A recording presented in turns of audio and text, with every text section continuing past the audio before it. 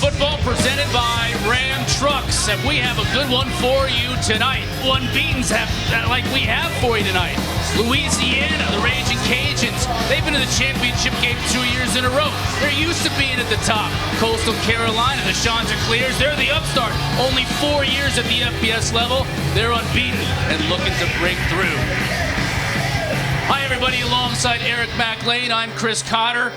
Boy, Billy Napier, the head coach at Louisiana, said when he got here 3 years ago, I want to provide a Power 5 experience for everybody. What has he done in the 3 years to get that done? Yeah, he's delivered, first of all, and he had the support of this administration. He's able to go out and get the things necessary to take that next step. You think of a nutritionist, you think of mental health coaches, you've got analysts, quality control. He said the administration gave him a great salary pool to go out and do these things that is necessary, and that's what they've been able to do for these players.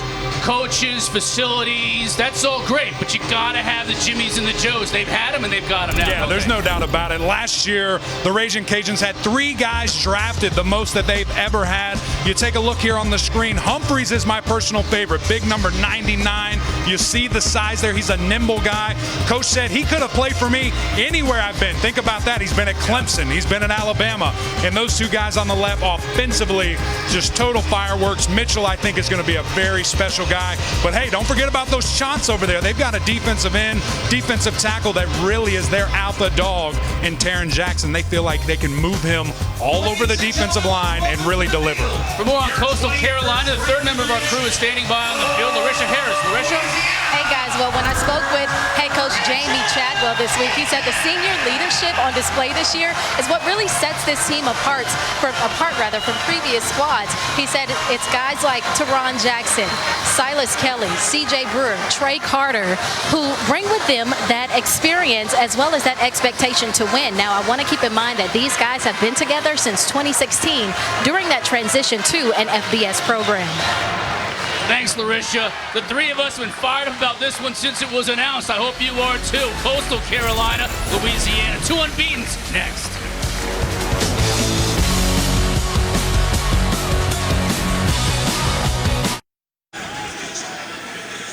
Ragin Cajuns, Chanticleers just moments away from kicking off. You know, Eric, so many teams, just about every team has been affected by COVID in one way or another, and certainly Louisiana, maybe as much as any team out there, has had to deal with it when it comes to players missing time and also just having to reschedule games. Yeah, and it's tough, Chris. Again, you think about not having played a game, moving a game around. Where are you mentally when you have to keep scheduling opponents, rescheduling opponents? It's a big deal. Both these teams, you see some of the players for this Ragin Cajuns team that have missed time, and stars, all big-time contributors, starters that have had to miss some or all of the last couple of games. Coach Napier says this is as healthy as his team has been all year, and he also says they haven't played their best, which is kind of scary. And the biggest thing there, Chris, is how are these guys going to be now that they're back? Are they rusty, or are they picking up right where they left off? That's what the coaching staff said. We want to see them. How about this? The Cajuns won the toss and they elected to receive. You don't see that very often. I'm an offensive guy, Chris. I love that. Let's go score right now. Set a tone with our offense. Massimo Biscardi. Toe meets leather, and we are underway in the Sun Belt game of the year. Into the end zone goes Chris Smith. And the touchback will bring the ball out to the 25-yard line. Our first opportunity to look at Levi Lewis, the quarterback of this Louisville team. Yeah, Chris, he is a special player. The coaches said he's even better person. He's a guy that you want to marry your daughter. And really what we're going to see tonight is his attention to detail really stand forward and be impressive. Lewis, the senior from Baton Rouge. Diminutive, you could say, at 5'10", but the 7th all-time passer in school history, and that's saying a mouthful. Regis in the backfield, going to shoot it out into the flat. That's Rogers trying to make a move, give him about 4 yards on first down. Errol Rogers, one of 3 true freshman receivers we'll see in this game. Yeah, it's a youth movement at wide receiver. We're going to see some guys out there fast, speedy, and eager to prove themselves. Coach said this is the healthiest our wide receiver core has been. 2nd down and 6. Lewis with the quick gain and a lot of room to run for Trey Regis. Still on his feet, those big offensive linemen pushing and pushing the pile. and they finally blow it dead. And Connor, this is what we're going to see from Louisiana. They want to establish the run early and often. They're very RPO heavy here. You're going to see them. Great inside zone. The offensive linemen get moving. One tackle is not bringing this running back down. He's too big, too strong. 230 pounds, Chris.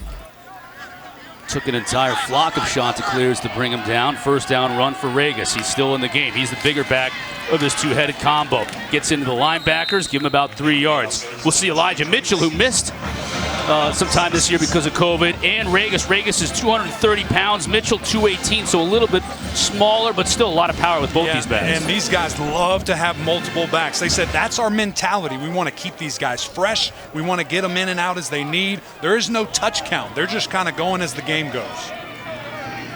Elijah Mitchell now lined up behind Lewis in the eye. Back out to the flat again. Receiver tripped up nicely that time. It was Dante Fleming, the freshman, but Derek Bush came out to make a nice tackle. And Chris, that's the exact same play we saw in the first snap of the game. Just get your athletes out in space. You're in a 3rd-5 situation now. You expect to tackle maybe over the middle. You want to test it. You got a big tight end. Keep an eye out for him. 6'6", 260. He split out wide here down towards the numbers. Elijah Mitchell now flanking Lewis on 3rd down and 5.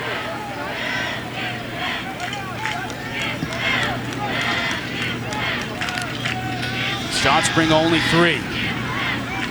Lewis has plenty of time. He's got a spy on him. Will he run? Still has a lot of time.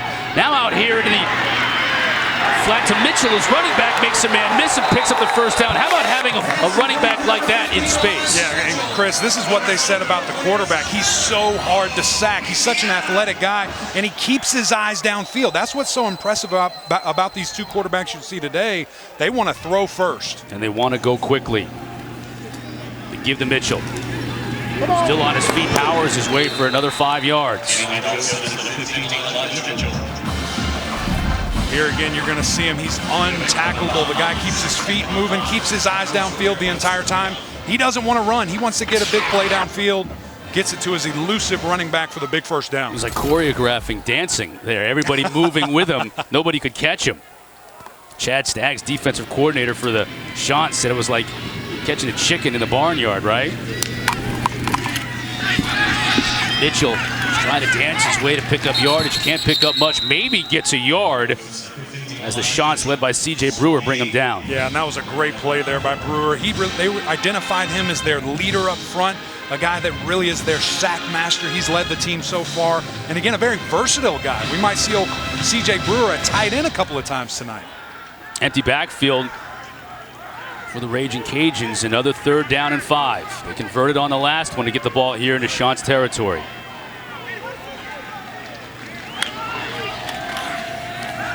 Gives straight up the middle. A lot of room to roam and plenty of room to go. That's Smith inside the 20 to the 18-yard line. That's the 3rd back. It was a duo. Now maybe we can call it a trio with Smith. That's what they're trying to do. They're a multiple back system. You see this in here. Really emerged a little bit the last time they played. Did a great job making a couple of guys miss. Chris Smith earning that playing time and forcing the coaches to get him more reps. Yeah, they were talking a lot of. We have Mitchell and Trey Regis, and the coaches want to talk about Smith. That says something. Now Smith coming back into the backfield again after initially lining up at the receiver spot.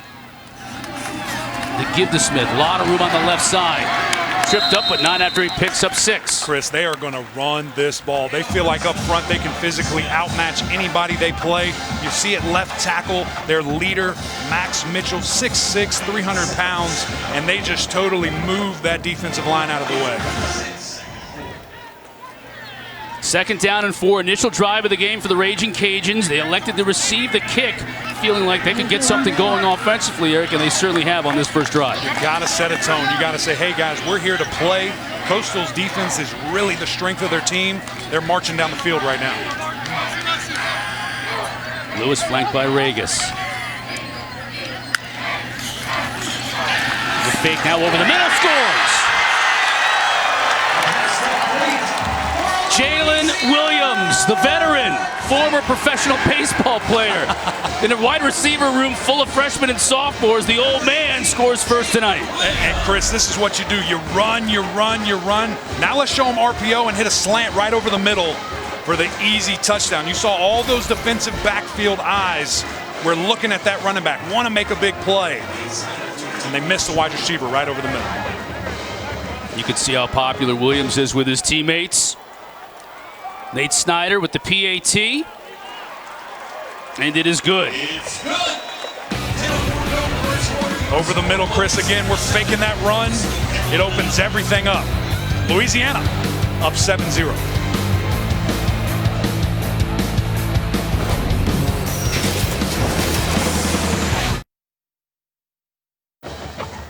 Levi Lewis, senior quarterback, with his 5th touchdown pass of the year, leading the Cajuns in their opening drive to a score. 10 plays, 75 yards, almost 5 minutes off the clock.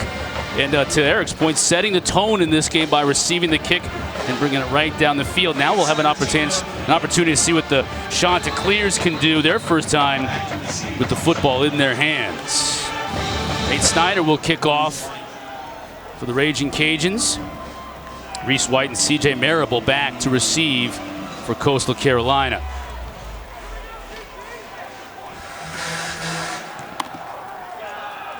Returnable kick. Fair catch made, though, inside his 5 by Marable, and Chanticleers offense will take the field. Let's take a look at our player spotlight, brought to you by Rocket Mortgage. Grayson McCall, this young quarterback, got a senior quarterback for Louisiana, got a redshirt freshman for Coastal Carolina. You and I were talking before the game, watching warm-ups, though. This kid has a lot of swagger, doesn't he? Yeah, he absolutely does. And these coaches thought that he was going to have a chance, but man, he has blown away expectations. You see the numbers there. The most impressive one to me, though, only 1 interception. Young guy, taking care of the ball, that equals winning football games. 9 touchdown passes, 2 on the ground. This kid can run it as well, and just that 1 turnover. He has been sharp and assuming the role of a leader in this offensive huddle, too. Quickly up the middle. That's Shamari Jones. Bounces off a tackler and rolls his way for a first down. And Chris, what you're going to see here is a spread option. It's triple option with true option concepts, but they spread them out. You're going to see an A back, a B back, and a ton of misdirection. They want to throw motions at you, really confuse your defense, and then you can have big bursts like that for first downs running the ball. As we saw with Louisiana, Coastal Carolina will want to throw some tempo at you as well. I'm not sure how often that play clock is going to come into play tonight. Quick tackle that time on Jones, right around the neck. There's my guy, number 99. We talked to you about him earlier in pregame. He is a monster, 6'5", 330 pounds. But just look at him. He's a good-looking athlete. Coach Billy Napier said he could have played anywhere in the country that I was. And I'll remind you again, that was Clemson. That was Alabama. He's here at Louisiana. He's going to make a difference this ballgame. Look at him, number 99 there in the middle. He looks like the one kid on a high school team that's going to Florida State. And everybody else is just trying to get all county, you know? That's right. Quick option pass out in the flat. A lot of room inside of Ragin Cajun territory. That's Javon Lee Hiley. He's the most consistent of this receiving core. He's the guy there, Chris. And again, misdirection. He's going across the entire defense. They just lose him. They lose him in coverage. That's the best wide receiver. But that's what Willie Corn and those guys are going to try to do. They want to disguise it, surprise you. You get big plays. First down into Ragin Cajun territory is Coastal Carolina. Marable in the backfield. He'll take the carry. Picking and choosing his spots, picks up a little bit over 4 yards. Lorenzo McCaskill has about 1 million tackles, actually 36 in 3 games coming in. Just seems like 1 million making the stop. Yeah, Lorenzo, he's the guy that sets this defense. He makes all the plays for him. He checks with the coaches. They said, hey, we're going to put this responsibility on you. And Lorenzo said, bring it on. I got it. Done a great job so far this season. 2nd down and 6 for the Chants. Their first offensive possession so far a success. Option pass. McCall finds a receiver. That again is going to be Hiley. Eric Guerra on the coverage, but another successful pitch and catch for a first down. Great patience there by McCall, allowing the play to open up and trusting his big wide receiver. Those guys get a little scared sometimes. They go over the middle, but not here.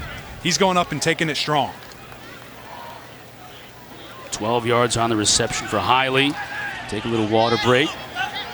Another first down. Marable out wide. Now he's in motion. Now the option. Fake pitch to Marable. Quarterback keeps, and McCall gets a nice carry on the ground. And there you see how special he is. He can throw it, he can run it. You know, they talked about the last time they played, they maybe called too many design runs. We just got to let him create. You see in the option there, he decides to keep it, picks up a really nice gain of about 7 on first down. 2nd down and 3 for the Shots.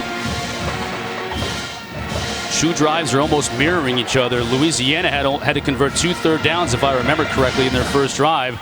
I'm not sure the Shots have even had to convert one. It's 2nd down and 3 right now. Marable in the backfield with McCall. McCall to throw, looking for Marable. Now goes downfield, has a receiver inside the 10, down to the 7-yard line. That's Sam Denmark, who's a track star before transferring in from Virginia Tech, and they say he's a guy we haven't been able to really get over the top yet, but he can make it happen. And great protection up front again. All the guys picking up that blitz.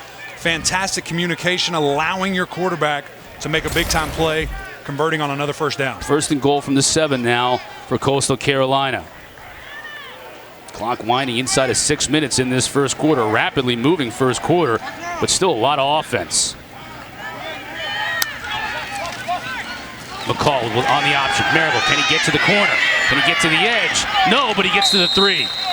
Look at all that speed, Chris. I tell you what, he was going lateral in a hurry. Just couldn't quite get the edge. But, man, he showed off the wheels right there. Percy Butler leading the charge. You can see him right here from his linebacker spot. And a great job there, doing your job, holding contain, forcing him to keep running to that sideline. Andre Jones on the tackle. He looks like he's down, too. We'll take another look at that. At least he's walking off under his own power. Back after this.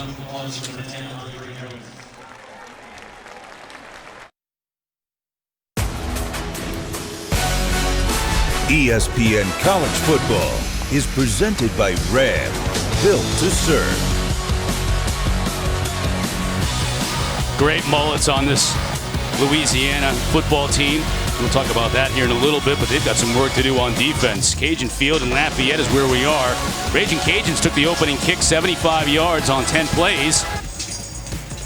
Coastal Carolina has answered their own 8-play drive, 72 yards. They're 3 yards away from finding the end zone. It's 2nd down here, and we have seen a lot of misdirection. I wonder whether Coastal Carolina can go right at this much bigger defensive front. Yeah, you know, it's going to be interesting. That's what they want to try to do, confuse you, going lateral, and then they can hit you vertically quick. Shamari Jones in the backfield. He takes the handoff to the goal line. Did he stretch the ball across? He's going to come up just shy. Number 5, Shamari Jones. Inside the 1, it'll bring up 3rd down and goal. Again, Taylor Humphrey, the big nose tackle on the stop. Chris, that was about right on cue, right? You can't go much more right at him than that, but still have a motion going across the formation, try to get some misdirection, but Humphrey, too big, too strong, just moving guys out of the way for the tackle. First 3rd down of this drive for Coastal Carolina, and it's 3rd and about a foot.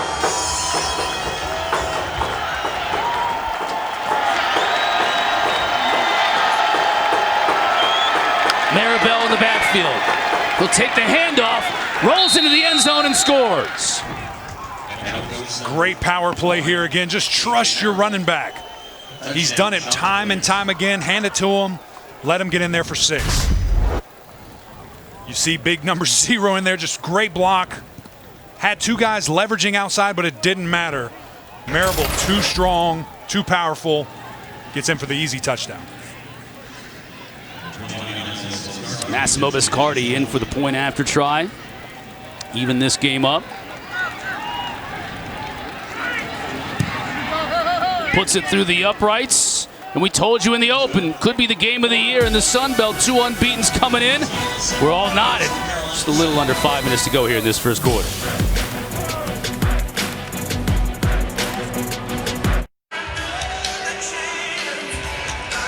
welcome back to Cajun Field. Well, when I had a conversation with head coach Jamie Chadwell this week, he said last season they lost 5 games by a total of 24 points. So the focus this entire offseason, as they were one of few schools who actually completed a spring practice, their focus was all about how to overcome those 24 points. So we'll see a lot of the players and the coaching staff, they're wearing wristbands with that number 24 on them as a reminder to focus on the little things they need to do in order to overcome, again, 24 points. Yeah, thanks, Larisha. 5-7 season they felt could have very easily been a 7-5 season. Those little things that you do every day in practice and whatnot, Eric, making the difference between going to a bowl game and staying home that time of year. And a great reminder just how close you are. Look down every time at your wrist and see it. Ragin coming up to pick up that kick, and it'll be good field position for the Ragin Cajuns from their own 36.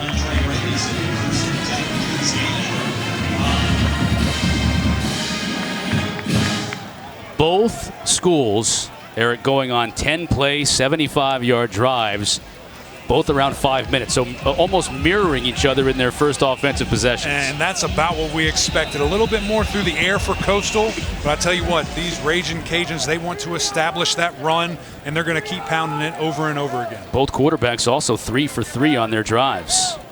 Officials right now going to talk something over here.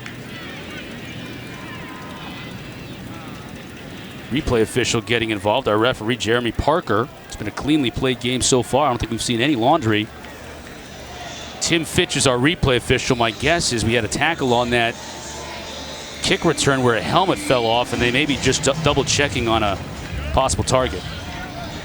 The returners. We lost the audio with Jeremy Parker, but I think that might have been a fumble situation where they were reviewing whether Regis's knee was down. It was earlier than the original mark when he first caught the football. That's what it was. So Ragis caught the football and his knee touched the carpet at the 19-yard line. So that's going to end up being about a 16-yard loss for Louisiana, if you will. And Chris, it's going to be interesting to see on this drive. Are they going to open it up a little bit more? We're going to see some more RPO action as you see the catch here. And that knee touches right on the 19-yard line. Like you said, losing about 16 yards there. Yeah, there it was. Replay official Tim Fetch all over it. And so the Ragin Cajuns will start now from their own 19, 1st and 10.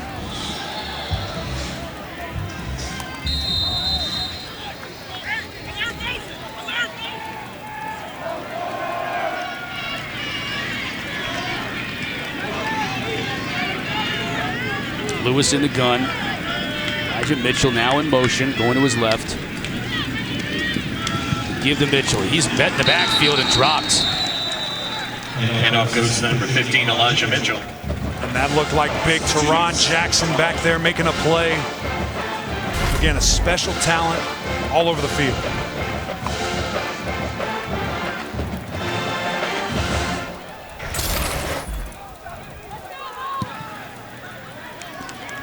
Second down and 12. First time we've seen either team really behind the chains all night long.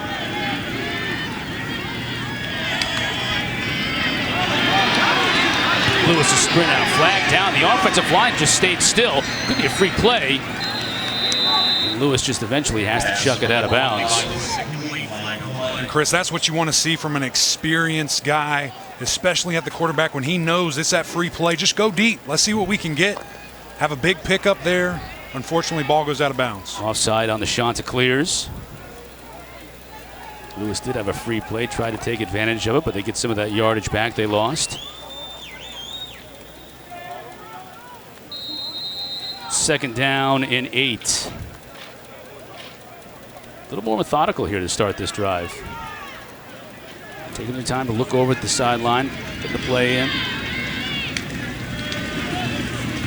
Give to Mitchell in the middle.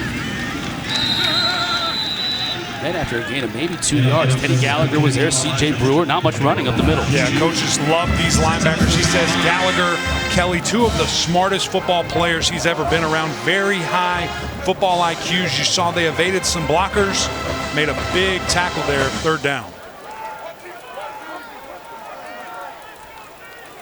Ragin Cajuns converted on both their 3rd down opportunities in their first drive. They're facing one here, 3rd down and 5.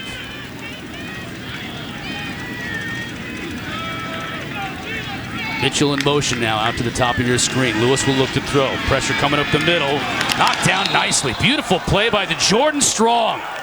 Leader in this secondary makes a great play in forcing the punt.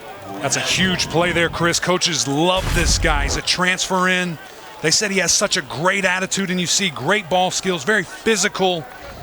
He's an aggressive corner that has brought swagger to that defensive backfield, and really, they said that has made guys better. It's made guys step up that competition factor. To Jordan Strong with a huge play, force the punt.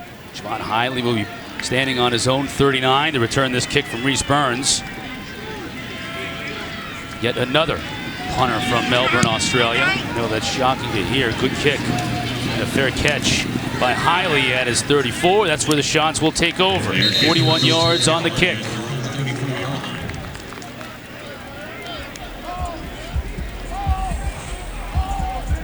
We talk about poise.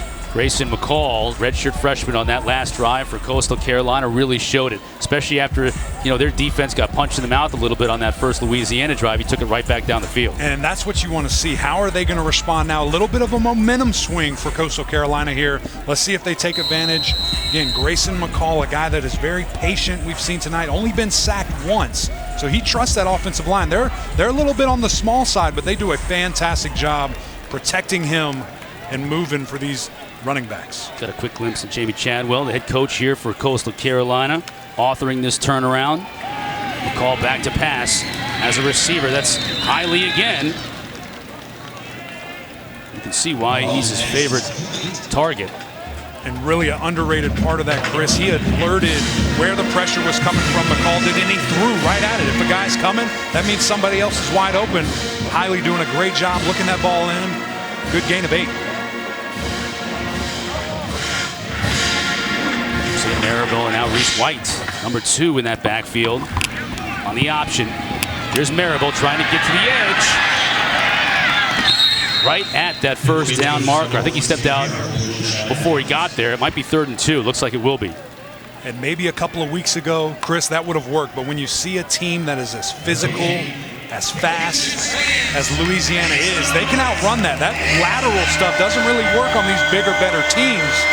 So what do you have to do? You have to try to get vertical. That speed just wasn't enough to get that corner.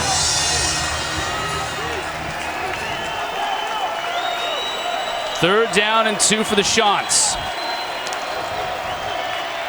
Maribel. He'll fight for it and pick it up. Great misdirection play there, hitting that backside. Again, and when it looks like everything's going to the right, Maribel does a great job of making that cutback easy, converting to get a first down. Clock inside 2 minutes here in this first quarter. Again, Maribel and White now flanking McCall in the backfield. Maribel in motion. That's the give to White. Ooh, he's met. Looked like he might have some room to run. And then Moncrief and Hill combining for the stop. Chris Moncrief, a young linebacker, is getting more playing time tonight because Farrod Gardner's out with an injury. Yeah, and he's the guy that coaches said, hey, he's going to have an opportunity tonight. Let's see if he steps up and really makes the most of it. Good to see a young player get involved early and be ready for his chance. Great tackle there. Pick up about 3 on the play. 2nd down and 7. Fake to Maribel, now quickly into the flat, and that's a beautiful play by this Raging Cajun defense, A.J. Washington. And A.J. was a guy they were missing a couple weeks ago. Remember, we talked about how are these guys going to do when they come back? Are they going to be rusty? Are they going to be ready to play? Washington saying, hey, coach, put me in. I'm ready to be back on the field. Fantastic break up to force the 3rd down. 3rd and 7. We have a limited crowd here tonight.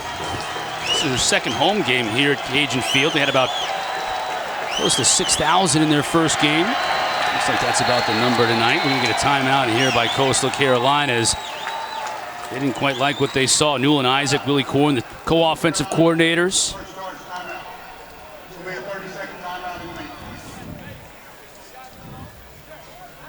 Well, we've been waiting all year for this lightweight unification bout. Could be an instant classic. WBO and WBA lightweight champ Vasily Lomachenko takes on IBF champ Teofimo Lopez. But Saturday night in the 12-round main event, Las Vegas. Our coverage begins at 10 Eastern, 7 Pacific on ESPN, ESPN Deportes, and on the ESPN app.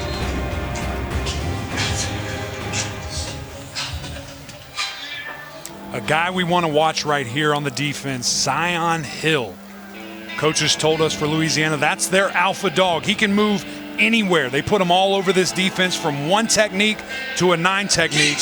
You expect on these long third downs, he just pins his ears back, tries to go after the quarterback. Very high twitchy motor guy. Got to look at Zion.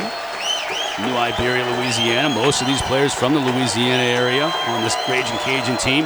3rd and 7. Pressure coming. McCall tried to get it to his receiver out on the left. And a beautiful defensive play again by Washington, this time defending Cameron Brown. Yeah, and you saw those defensive linemen get back there. Zion Hill, Taylon Humphreys with a great pressure. The offensive line held up just enough, but they still made their presence known. Maybe altered that pass just a little bit. But Washington, again, great job on the breakup. Both these teams' offenses scoring in their first possessions. Now the defenses step up in the last 2 possessions, forcing punts. Just like we all thought, right? I don't know if anything's going to play the script tonight. That's right. We've got about just a little over a minute left in this first quarter, and it has been very entertaining. Overson gets a little bit of pressure, but does get it away. It's an end over end punt, and it's good enough to force a fair catch by Eric Garrer. Louisiana will now take over after a 46-yard punt deep in their own territory. Opening drive for Louisiana, putting points on the board. Yeah, these guys, Regis, you see getting involved in the run game, going at will, really breaking arm tackles, offensive line moving their guys. They're going to get everybody involved at running back. You see Mitchell keeping those legs churning, and then a post over the top. Fantastic play there to get in the end zone. Jalen Williams with the touchdown reception. Last time forced to punt. Let's see what they do here deep inside their own territory.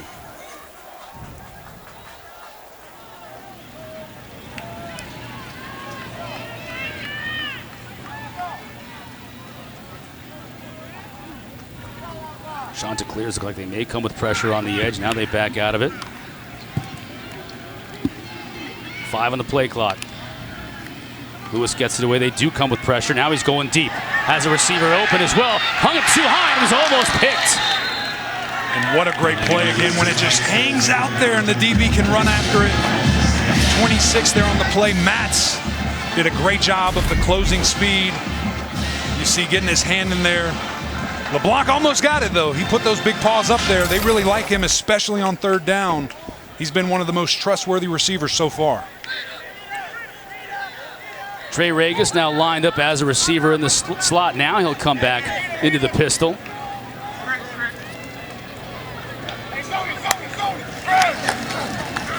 Up the middle. A lot of room to run. Bangs into the secondary. Gets about 10. Give him 11. That's a first down. And that was a great job there by Louisiana, spreading them out. Let's see what they're going to run defensively. You saw the orbit motion behind the quarterback just to see if they're going to tip their hand at all. They were in zone, and they hurt him right up the middle. And now when you get things going, you pick up a first down, they can go with tempo. Lewis again to give to Regis. Side steps a would-be tackler. Flags all over the place as he picked up 3. Handoff goes to the number 9, Trey Regis. Looks like an offensive lineman's helmet's off. Might be hands to the face there. C.J. Brewer was in on the tackle. 3, 2nd and 7.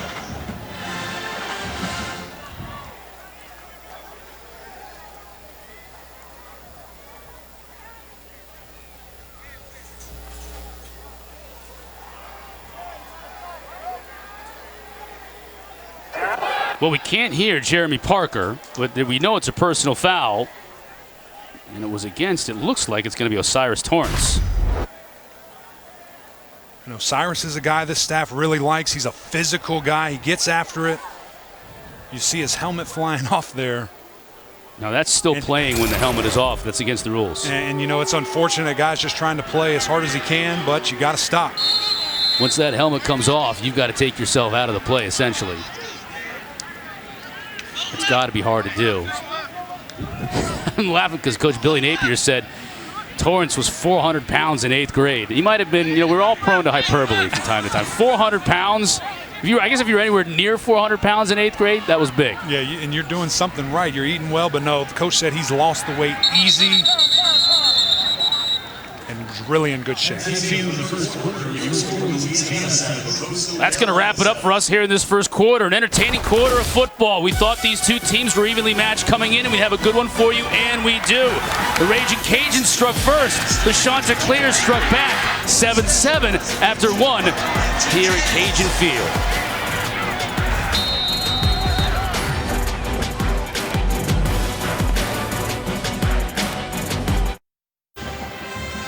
McLean, Harris, Cotter here in Cajun Field, all knotted up at 7 apiece as we start the second quarter. So evenly played in that first quarter. Only 1 yard separating both teams. Both 16 plays on offense. Both 5 first downs. Offense was really chugging along early, and the defense has now come to the fore. Although this is going to be a nice pickup here on first down for Trey Regis.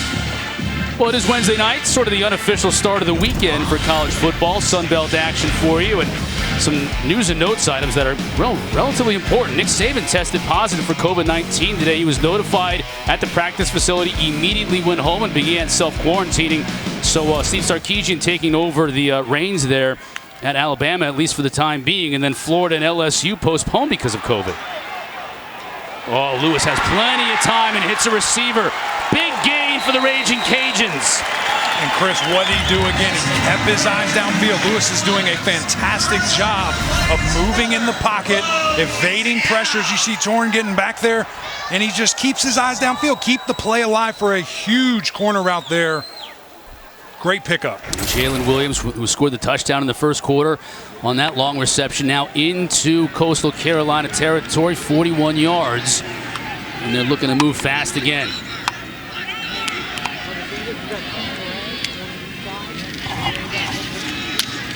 Lewis give up the middle, and not a whole lot of room that time for Smith. Coastal Carolina really loves their defense. Says we can match up with anybody. We feel we have that confidence, and it starts up front. You see the big guys. Gerard Clark, love this guy at nose tackle again, 6'4", 335. 2 big nose tackles in this game, but just to see him hold up the offensive line there, make a great tackle for a yard gain.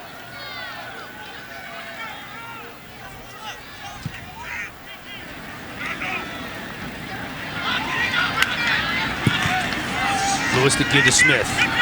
He's met, spun around, and he picks up a yard on second down. He'll bring up 3rd and long. C.J. Brewer again. He's been on a lot of tackles. Yeah, C.J. is their guy. Again, leader up front. He's very versatile. They feel like they can move him around, and you see him just extend his arms, hold off the block, and then make a fantastic play. Just throw that lineman out of the way. I tell you what, Chris, that's never a good feeling. This isn't a good feeling either. 3rd down and 9.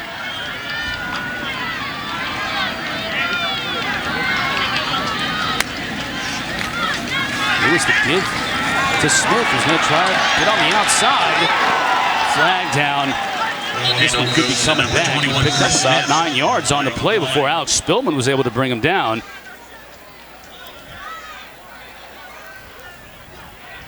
He may have a hold or a block in the back on one of the receivers on the outside here. Yeah, it might have been that left tackle. It looked like his hands were a little bit outside. Let's see what the call is here. Illegal block in the back. Number 65 offense. Be a 10-yard penalty. Replay. 3rd down. Good eye, Carlos Rubio, the tackle. Yeah, and that's tough, especially when you're running. You feel like you've got good momentum, and then you just hit a guy and get that penalty there. You'd think obvious passing down. We thought that a play ago, and they ran it. Well, it would have brought up 4th and 1, too, so they would have had your options open to you. Because it is a spot penalty, it brings up 3rd down and 11. So let's see what Rob Sale, the offensive coordinator for the Ragin Cajuns, can dial up here. Chris Smith remains in the backfield with Levi Lewis.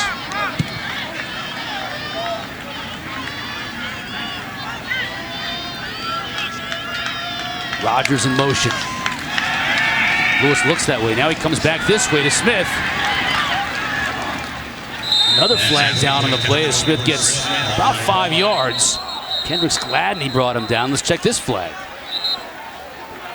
A few words are exchanged over by the Louisiana bench. Yeah, getting a little chippy down there. You see helmets fly off. Guys arguing, yelling at each other down there. Our clean first quarter has gone by the wayside in terms of penalties. Not saying it's all your fault, but you brought it up. I did. Illegal formation. Offense. 5 men in the backfield. That penalty be declined. 4th down. Jamie Chadwell opting to decline the penalty, obviously, bringing up 4th down, and it's 4th and 7. So the punt unit will come on, presumably for Louisiana. And that's something that Billy Napier is going to get after these guys. Say, hey, we have to be set. We have to be right. If we want to take that next step as a program, these are the little things. You have to do it. It can stack up quickly on you. Reese Burns will look to pin the Chanticleers deep. Javen Hiley standing on his own 8. He'll catch this one, but let it go, and down nicely. Inside the 5 by the Ragin Cajuns. That's where the Chanticleers will take over when we come back. All tied at 7.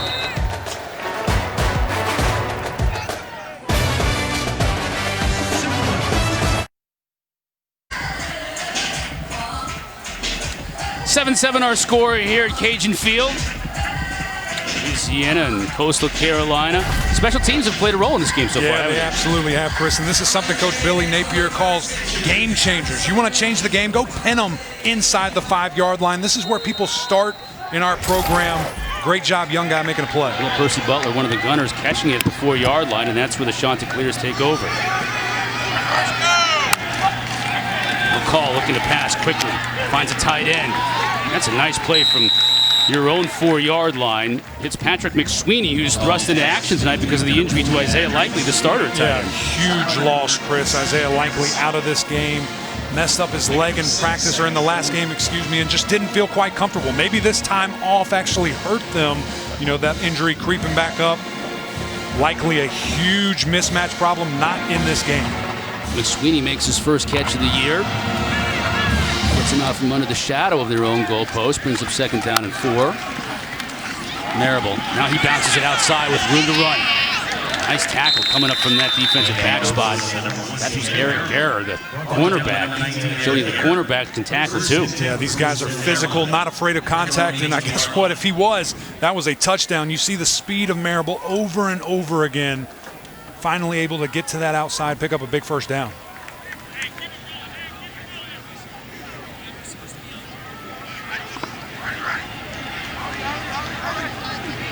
Marable and Jones now both in the backfield.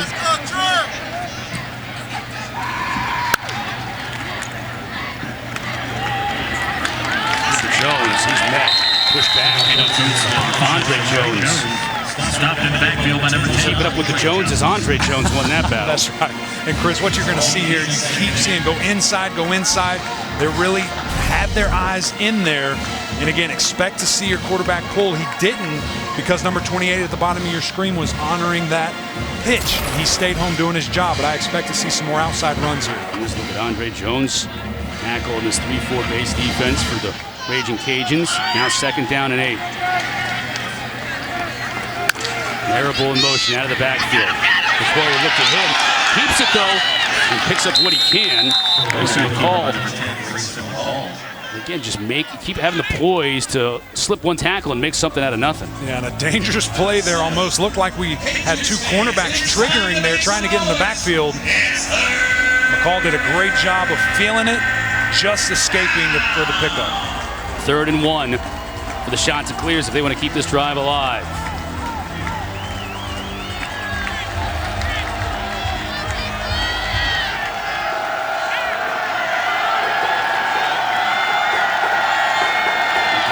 And Jones in the backfield. That's Marable. Stiff arm. Great stiff arm. Another one at the 40. Gets him to the 42 and a 1st down. And you see why this guy is so special. One tackler, arm tackler. You're not going to be able to do it. He's too special. He's too active. You see them there with the outside zone. Tackle does a great job getting his man. Wide receivers blocking on the outside. Huge pickup there. 15 yards for Maribel in the first down to keep the drive going.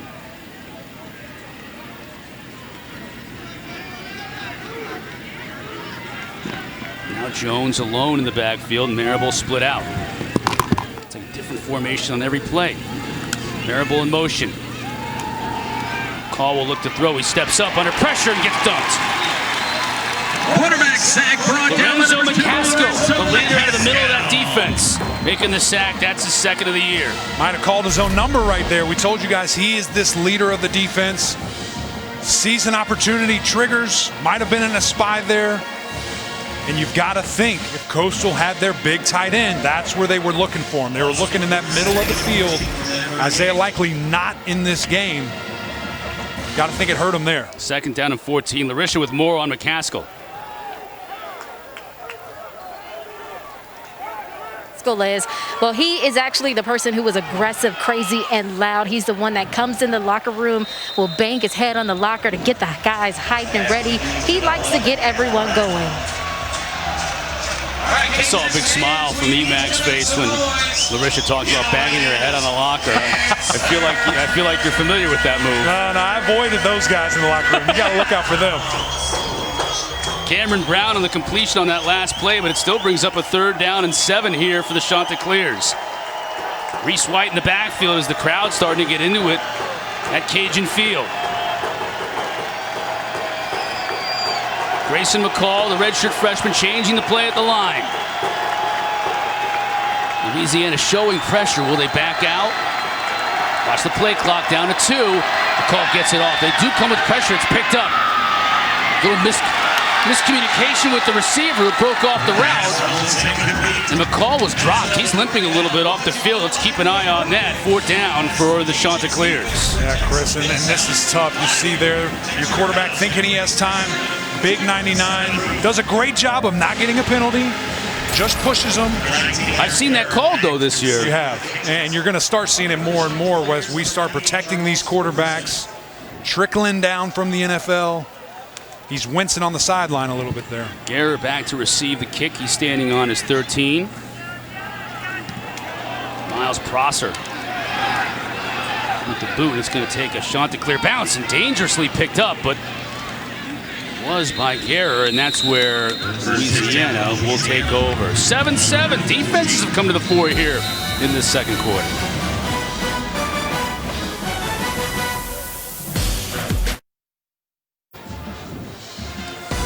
7-7 here in the second quarter. We got a good one for you on Saturday. Jimbo Fisher and the 11th ranked Aggies are in Starkville to take on Mike Leach in Mississippi State's air raid offense. Jimbo got a big win with Texas A&M beating Florida last week, and we know Mike Leach is already having an immediate impact in the SEC. Yeah, he is changing that league, isn't he? You're seeing everybody just forget about the defense. Let's go with offense. And when you have that, you got to keep up, right? You have these air raid attacks coming in. Texas A&M, they are not afraid of it. This can be fun to watch. 4 Eastern, 3 Central on ESPN and on the ESPN app Saturday. Both teams scored on their first offensive possession since then. Punt, punt, punt, punt. Yeah, and what you see there is you have your first 10 scripted plays. How long were the first drives? Each of them. 10 plays. Now we're starting to see the defenses really respond. Mitchell has a lot of room. Slips a couple of tackles and rolls his way to a first down. 17 yards on the run. On cue for me there, Mitchell. Thank you for running hard there. Outside zone. Huge pickup there. Great job running through would-be tacklers. You see it here going to the right side. Just a little bounce. Offensive line did a great job making a hole for him to run right through. Here's an NFL prospect, 2,500 plus career yards, 30 touchdowns, and we're still calling Ragin Smith often in this first half. He's got to have fresh legs. Absolutely. These guys want to rotate their running backs, keep their guys feeling good and fresh. Going through the air and drops. And that's something you're not used to seeing. Again, Peter LeBlanc, he's that player that has really became consistent. Feel like he's their Mr. Third down, their Mr. Reliable. Big drop there. You're not used to seeing that.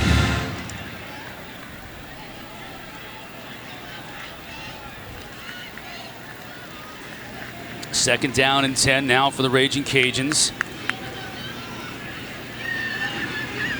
Chris Smith flanking Levi Lewis. Keeps it this time and bounces it outside.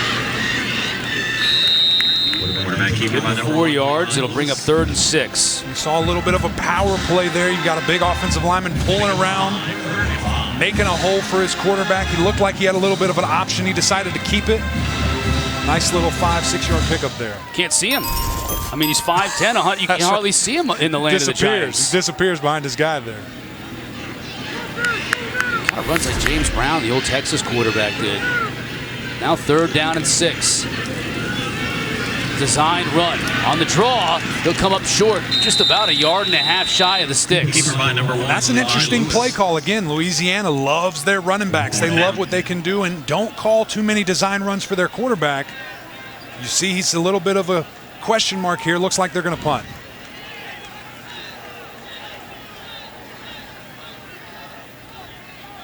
Reese Burns coming onto the field to punt for the Ragin' Cajuns, and these offenses have bogged down. We're going under 5 minutes to play here in this first half. The punt for the Cajuns, back to receive for the Chanticleers. Number 6. It's like we've had 2 different games.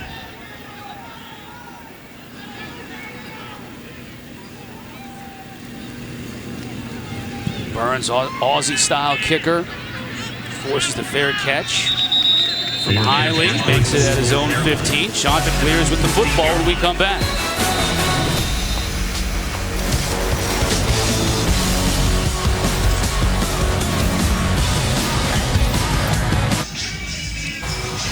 Our next UFC Fight Night is Saturday from Fight Island in Abu Dhabi. Brian Ortega takes on the Korean Zombie. You better be ready for that one. In our featherweight main event, prelims start at 4 Eastern with the main card at 7 o'clock Eastern, 4 Pacific on ESPN. It's on ESPN Plus, rather. To get ESPN Plus, go to ESPNplus.com or download the ESPN app. Maribel running tough on the right side, picking up a first down. The number 1, CJ Maribel. And there's that option play we talked about. You're going to see these concepts all game long. Looks like we got a player down on the field. But again, reading your keys, holding that defender. Great pitch by the quarterback. Let your running back do the rest. This is a Ragin' Cajun player who was down in the offensive backfield. Can't quite get a number on him yet. As the staff for Louisiana looks at him.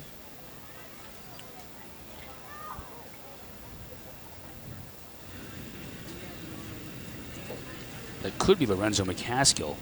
I believe it is, number 2. Star middle linebacker on this team. And they're already without from Gardner. Chris, that's going to be tough. If you lose your leader, the guy who sets your defense, a guy that you trust, it's going to be a big loss. And you just mentioned it, already out another guy for Rod Gardner at linebacker. He is clearly favoring that left leg. Kevin Connor's back in the studio with an update. Kevin? And Chris, coming up on the AT&T 5G halftime report, we will hear from Nick Saban following his positive COVID test today. We'll consider how it might impact Alabama, plus who's going to lead the Crimson Tide and the challenge that the Georgia Bulldogs will present Alabama. All coming up when you join me and Trevor Mattich on the AT&T 5G halftime report. Chris? All right, thank you, Kevin. I appreciate it. And I know Trevor's back there in the studio talking about dudes with thick necks and thick ankles, and he's loving the fact that we've got a 7-7 battle in the trenches here. It was starting out like a high-flying game, but both these defenses have really buckled down, and yards are now hard to come by. After that run by Maribel, first down. Maribel now in motion out of the backfield. That stretch play isn't going anywhere. Reese White stopped by Chauncey Manac. He's going to have to step up as one of those linebackers now in the absence of McCaskill. Yeah, and Chris, this is what I was very interested to see. A very undersized offensive line. Their coaching staff was confident in them, said they could move the ball, but it's going to be hard when you have a 6'5", 330-pound defensive lineman right in front of you that can run at will as well. Loss of 1 on the play. Now the option. McCall. Maribel tries to stay in bounds, forced out after a pickup of 5. It'll bring up 3rd down and 6. You saw there a great job by the wide receiver coming back inside to make a big block. Really got 2 guys and allowed CJ to get to the outside and pick up a good game there.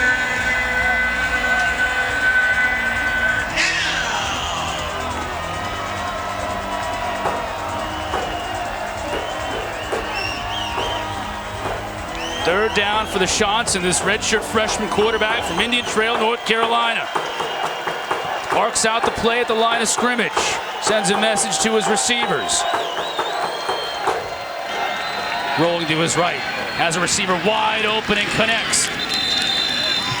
That's Greg Latushko. And his coach told us if we need a third down pickup, we're going to go to Latushko. That's who we're going to. And he makes it here. A guy who has earned his time, getting the right to play. Not the biggest or fastest, but all reliable. He's going to be the guy they go to and target for those third downs, like you said, Chris. Big conversion with under 3 to play here in this first half.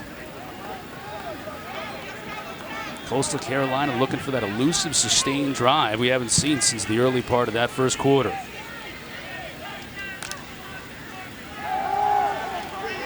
McCall downfield, receiver and corner get all mixed up. He's trying to find Hiley. He and the true freshman Amos just got tangled up, and this call may go against the Ragin' Cajuns.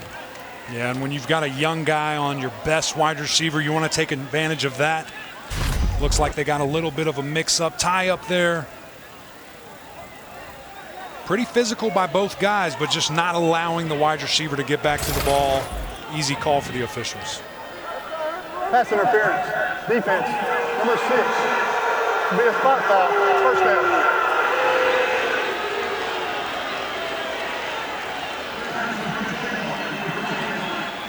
Originally called against Moncrief. They corrected themselves, though. Trey Amos, the freshman.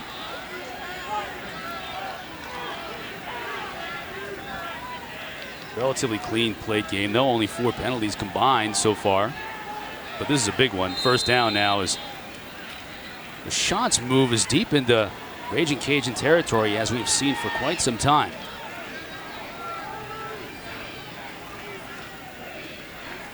Maribel now flanking McCall. McCall to pass. Pressure coming off the edges. He steps up, finds Maribel behind the shoulder catch. Nice catch. He's got a lot of room, a lot of real estate. 25. Still on his feet. Stiff arm at the 20. Out of bounds at the 17. And that's how special this young man is. We talked to Coach, and he said, we're going to try to get him involved more in the passing game. You see, he just sneaks out. Great job by your quarterback, being patient. Very athletic catch. Let your running back do the rest. He's an explosive guy. He can make huge plays. Fantastic job there. They actually have a sentence on their play sheet, how to get CJ the ball. And different plays and ways to do it. And that may have been one of them right there. It clearly was effective. 26 yards on the catch.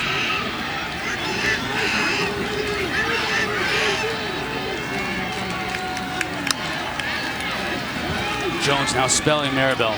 Can he get outside and get a block? He does, but good pursuit by the Ragin' Cajuns. Bringing him down after a loss of after a gain rather, maybe just 2 yards. Johnson on the stop. Great job there, getting to the outside, picking up what you can. And Chris, you talked about with Maribel, what are we going to try to do? We want to get him the ball 15 to 20 times a game. That doesn't mean just handoffs. They want him involved any way they can. You saw in that huge play, getting it to him in space, letting him create. Let's see if this was a fumble. This was ruled down by contact, but the ball may have come out. So far, they haven't stopped play. And they won't. McCall gets the snap off. Now looking to the end zone for Maribel. Has him for the score. Chris, they're going to try to get it to him any way they can. We just saw a great example to get you all the way down here. Now they're going to split him out into the slot again. Isaiah likely out at tight end. Let's do our running back, see what he can do. Nice little Texas route there. Great play call. Get in for the touchdown. Pop two at the goal line, held on, rolled into the end zone. Coastal Carolina with their first lead of the night.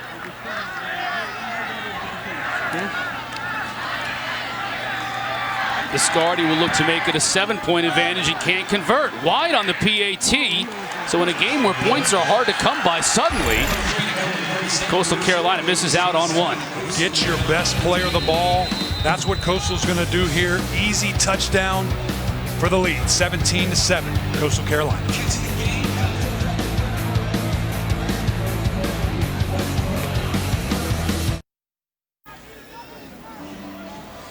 Coastal Carolina taking their first lead of the night, 13-7 over Louisiana, the 21st ranked team in the country. Both teams unbeaten coming in and the early clubhouse leader, if you will, in the Sun Belt Conference up for grabs. Louisiana's been to the championship game now the last 2 seasons. Coastal just became an FBS team in 2017, so this is a big jump for Jamie Chadwell in this team if they can get a win today here on the road. We are seeing a team that is not afraid physically, feeling like they can match up with these guys well. Smith on the return to the 20, dropped at the 23, and so the Ragin' Cajuns will have 59 seconds left to see what they can do here to end the first half. And other than that opening drive offensively, Eric, they hadn't had a whole lot of success as you see what their drives have put together. Yeah, and we talked to Coastal head coach Chadwell, and he said, we really feel like our defense can play with anybody in the country physically. We've got older guys that have been together for a long time, and they're doing it today. They're stepping up to the call.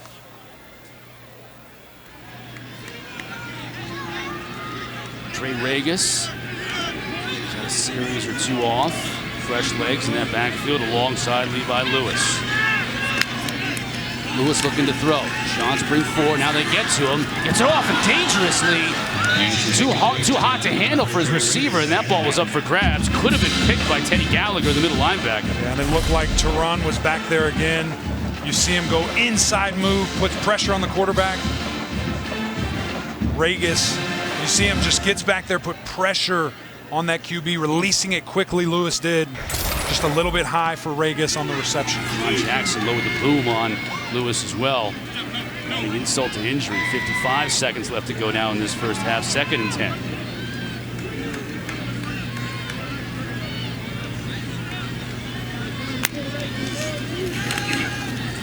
Lewis gets a receiver. That's going to be a first down.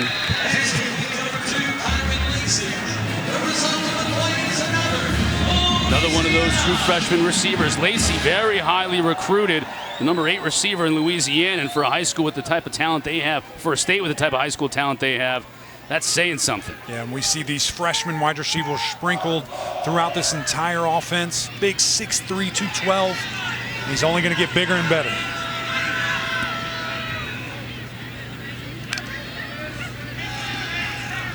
Lewis steps up. Will he run it? Looks to throw, but will get what he can, and then steps out of bounds nicely after a 6-yard pickup. Great job keeping his eyes downfield. You're going to hear me say that 100 times this broadcast, but that's just what both of these quarterbacks do. Levi Lewis doing a great job trying to pick up that big play, eventually having to take off and run for a couple of yards there.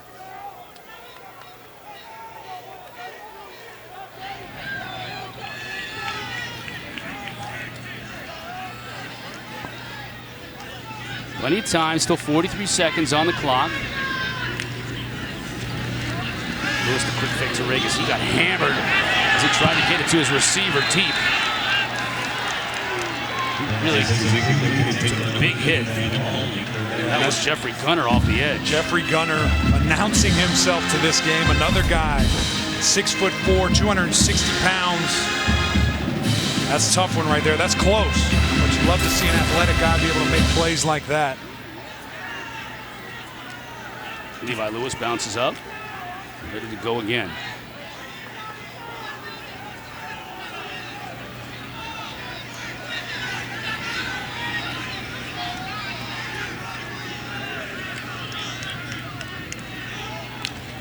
Third down and 5. Pressure coming. Lewis completes it again to his freshman receiver, Kyron Lacey. That's a first down.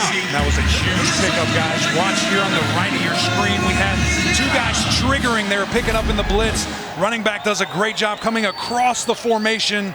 That would have been a sack. Picks it up for a huge gain. Big screen. Receiver picks up what he can. Errol Rogers, hometown kid from Lafayette, making the catch and getting close to field goal range here. 19 seconds left. Starting to see a little bit of tempo. Again, they've established the run. We're starting to see some RPOs branching off of that. Really love to spread it around to these wide receivers. Nate Snyder, their kicker, just 3 of 7 on the year, but he does have a game-winning 53-yard field goal to his credit. So maybe he's got the confidence now from long range. Coastal Carolina will call a timeout. Chad Staggs defensive coordinator wants to talk things over. There you see him imploring his defense. Mentioned that 53-yard game-winning field goal. Cajuns have had some close wins. They used special teams to dominate Iowa State in the opener, and then they got Mitchell in an overtime game against Georgia State and Atlanta. And then right here, look at this kick by Nate Snyder. 53 yards at the buzzer to give him the W over Georgia Southern. You know, he's missed a couple, missed a bunch this season, but hey, he made the one that counted. So you think an overtime game and then a last-second game, and then all this time off since those games, plus the players that have been out with COVID, it's just been a rocky time for this team. And yet they've still been able to persevere unbeaten, ranked 21st in the country, and down 6 here as we get close to halftime. Yeah, this team's really been put through a lot again with the COVID testing. You have the experience of the close games. Getting punched in the mouth a little bit right here by Coastal. See if they can respond and get in the end zone with 19 seconds left in this half. Coastal, on the contrary, has pretty much destroyed everybody. Kansas, Campbell, and a pretty good and a well-coached Arkansas State team. This is clearly the closest game that the Chanticleers have been in so far to this point in the season. Lewis with the give. Quick 5 or 6 for Regis. Cajuns still have 3 timeouts. So they'll use one. Maybe they'll use one here. So plenty of time to use the whole field here to get closer for their field goal kicker, maybe to take a shot in the end zone. Yeah, absolutely. Again, with those 2 timeouts, they still have 15 seconds. Really the whole playbook.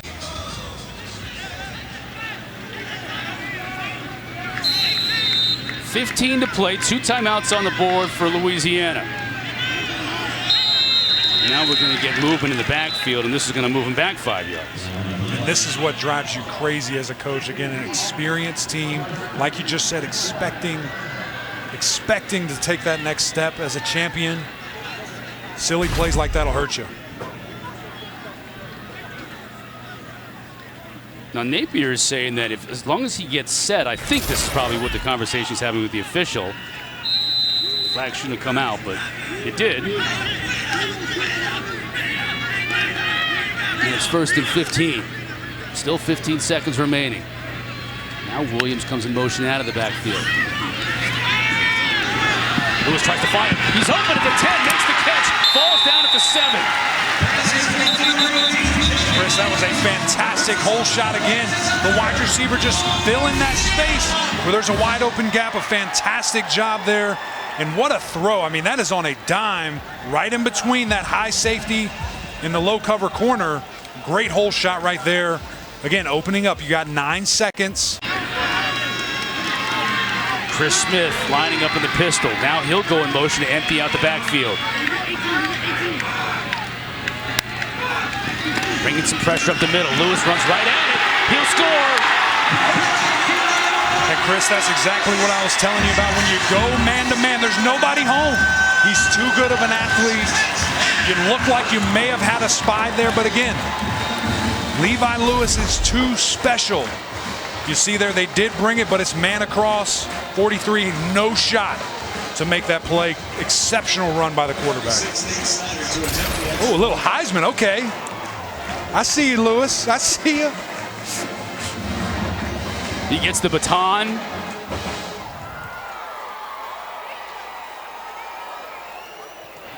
And we're even. And the ball up the upright, and both teams have missed an extra point. We remain even. You called and you didn't even know what you meant by it. How about that? College kickers, man. You love them. Keep things interesting for us all. 9 plays, 77 yards. Finished by Lewis running it in. His first touchdown on the ground this season. Even though he's been able to make plays with his legs, and for the second score in a row, kicker misses the PAT. So 13-13 with 5 seconds remaining. Let's take another look at this score by Levi Lewis. You've got man across the board. You try to bring up pressure. 43, no shot to get an athletic, explosive quarterback. Go ahead and do a Heisman on him. I'm not mad at you, Chris. I'm not mad at you. Enoch McConzo was 43, coming from that linebacker spot, putting pressure on Lewis, but he just ran right by him into the end zone. So 5 seconds away from Jamie Chadwell and Billy Napier going into the locker rooms and trying to break this stalemate here in the second half. Don't forget more on Nick Saban testing positive for COVID-19 and the Florida LSU game being postponed. That's all coming up at halftime. Kevin Connors and Trevor Maddich standing by in the studio.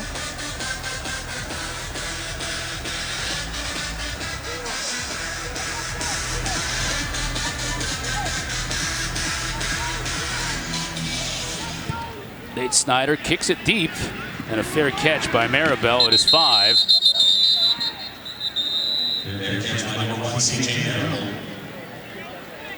And 5 seconds for the Chanticleers here on the road.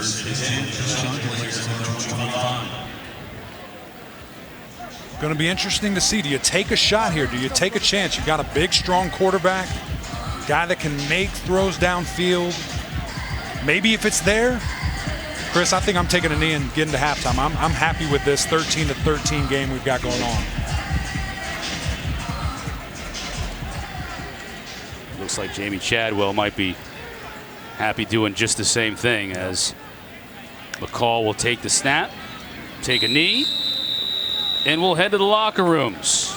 We're right back where we started 30 minutes ago. 13-13 at the half. Now Kevin Connors and Trevor Maddich back in Bristol, guys. All right, Chris, as we expected, very entertaining first half. It is the AT&T 5G halftime report. Kevin Connors, Trevor Maddich back with. Welcome back to ESPN College Football Primetime, presented by Ram Trucks. Ragin Cajuns, Chanticleers, all tied at 13 apiece as we get set to start the third quarter. Here in Lafayette, Chris Cotter alongside Eric McLean. And offense has started off a house of fire. Touchdowns in their first 2 drives, but then the defense has started to really climb in there. But C.J. Maribel, he's become a star. Man, he is a special player. Reminds you of some NFL greats, Alvin Kamara, Darren Sproles, with just what he can do out of the backfield. Again, you hand it to him. He can pick up yards the easy way. You pass it to him.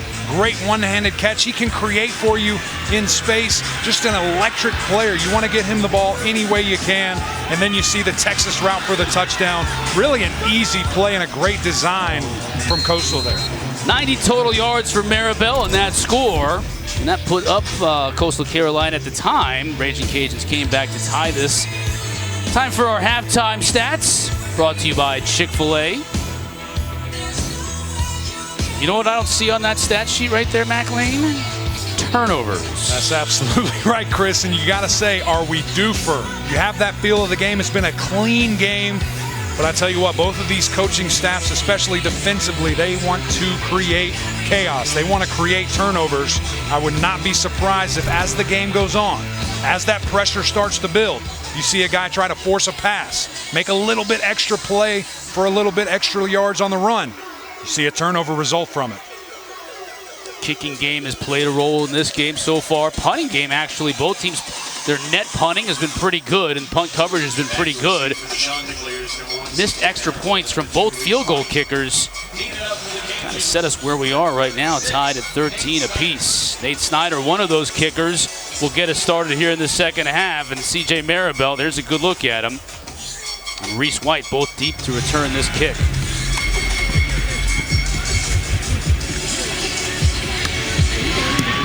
Snyder puts toe to leather. We're underway here in the second half. Maribel will get an opportunity. Fair catches it at his 4. And that's where the Chanticleers will take over. Larisha Harris is standing by on the field. Larisha?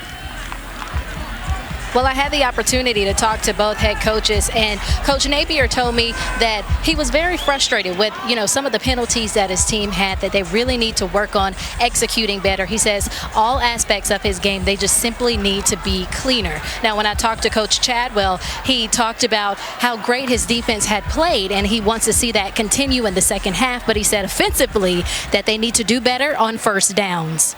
All right, thanks, Larisha. We're going to talk a lot more about that defense in a little bit, but first opportunity to see McCall in this offense. Great pitch out to Maribel. Gets a good 5 yards on first down before being clotheslined. Great job there by the offensive line, stretching that play again, getting out in space, trying to just get in the way for your speedy running back there. He does a great job picking up some hard yards.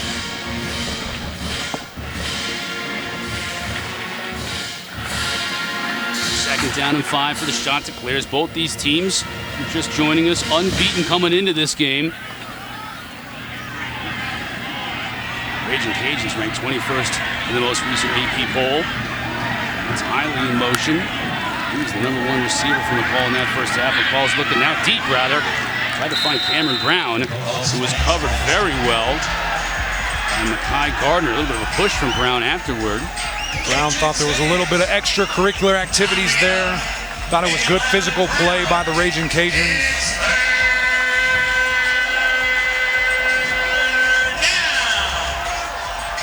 Opportunity for Louisiana to get off the field here early, this defense in the second half.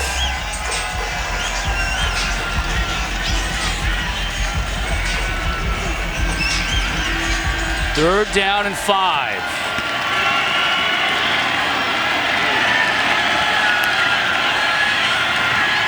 McCall flushed out of the pocket. He can run if he wants. Pump fake to try and get to the sticks, and he jumps for the marker. Let's see where they'll mark him. Maybe just shy. Cam Pettisclo was the one who knocked him out of bounds. Really a great extra effort there. See where the ball is, see where his body is. He might have gone out of bounds just before the marker. He looks like he's limping a little bit there, but staying in. The officials have marked it just shy, so it'll be 4th down and about a foot from their own 34. And what is Jamie Chadwell going to do here? Is he going to go for it? You see again there, it looked like this is the great call, right? Great placement there by the referees. Trusting your stout offensive line right here. 4th down. Maribel in motion. The give is to White. He spins for the first down and more. Reese White converted. Great play there. Everybody thinking you're just going to run it right up inside. White does a fantastic job of bouncing it. Left tackle, tight end, hold their guys inside. Really good pickup there. Again, building a little momentum. Lorenzo McCaskill, who we saw shaken up a little bit in the first half. Good to see him back at that middle linebacker spot for Louisiana. He made the stop, but not before. Reese White, the sophomore from Sandy Springs, Georgia, was able to pick up the first down. Tight end in motion. McCall fumbling on the exchange and was able to get it back as it bounced right back into the red basket. We talked to the coaching staff again. They love this quarterback. They trust him, but sometimes just tries to make too many plays, and you expect that from a young guy in a big game. Wants to do it all. Probably should have just given it right there. Again, he's reading that defensive tackle. You've got to give that. That would be a great run play for Marble right up in the middle. Loss of 2, 2nd down and 12.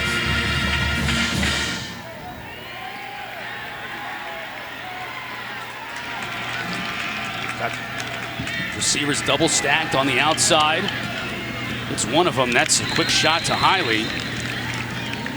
Gardner was there to pop him, but Hiley makes the catch. Great pass there. Again, tight coverage. You've got to be very impressed with this young quarterback, a redshirt freshman. Really getting it in there to his good wide receiver, Hiley. Another 3rd down. Opportunity for the Ragin Cajuns again to get off the field before the Chanticleers can move the ball beyond the midfield stripe. 3rd and 2.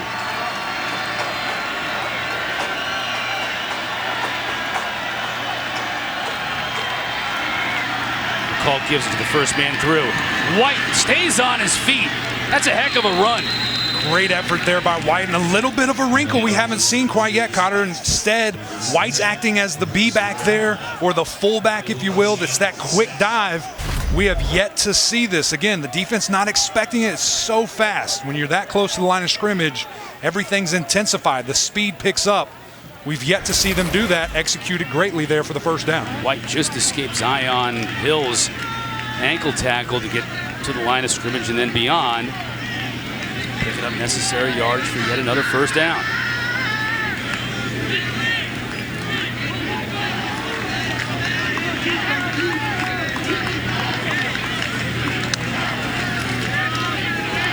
Maribel reverses his field, gets a block from his quarterback, turns it upfield, and gets what he can, and that's a solid 3, maybe 4 yards. Pettisclo was there, but again, Maribel just showing his vision to be able to cut back and make something out of nothing. The patience, the vision, again, just having that understanding that, hey, I can still cut back. I'm good enough of an athlete to make that happen. Gets a block from his QB, picks up a couple of hard yards. Great job, though, by that Ragin' Cajun defense, staying home, staying in your lane, making a play that could have been a lot bigger. Opening drive of this second half. Ticking toward 5 minutes now for the Chanticleers. The call. Going left side, going for Brown. Oh, he almost had him. It looked like there was a little hand fighting between Brown and Gardner. And these two have been going at it here all second half long so far on this drive. They absolutely have. And again, you see the big physical wide receiver. Doesn't quite extend his hands, but you would have hoped your grad receiver would come down with that big play. That would have been a huge swing for those guys. Now it's a 3rd down and long. 3rd and 7. They've converted on a 3rd down and a 4th down opportunity so far tonight in this drive alone.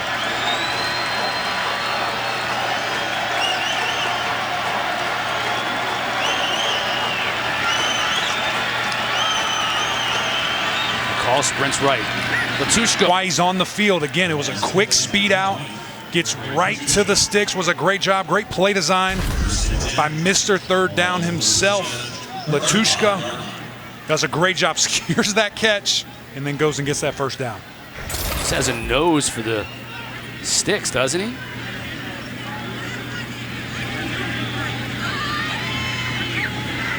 Let's a good look at the senior from Franklin Lakes, New Jersey. Reese White now alone in the backfield. Here comes Maribel in motion. Give to White. Plenty of space. Churns his way toward a 9-yard gain on 1st down. Chris, just whatever they want, they're doing it right now. You've got to think those big D tackles are tired. This defense is tired, and this is where you thrive. As an offensive line, as a running back, man, you love it. You've got this big, long, grueling drive right at about 6 minutes right now, and you're just marching down the field. 4 yards here, 5 yards here. A great 9-yard pickup on a simple inside zone play right up the middle.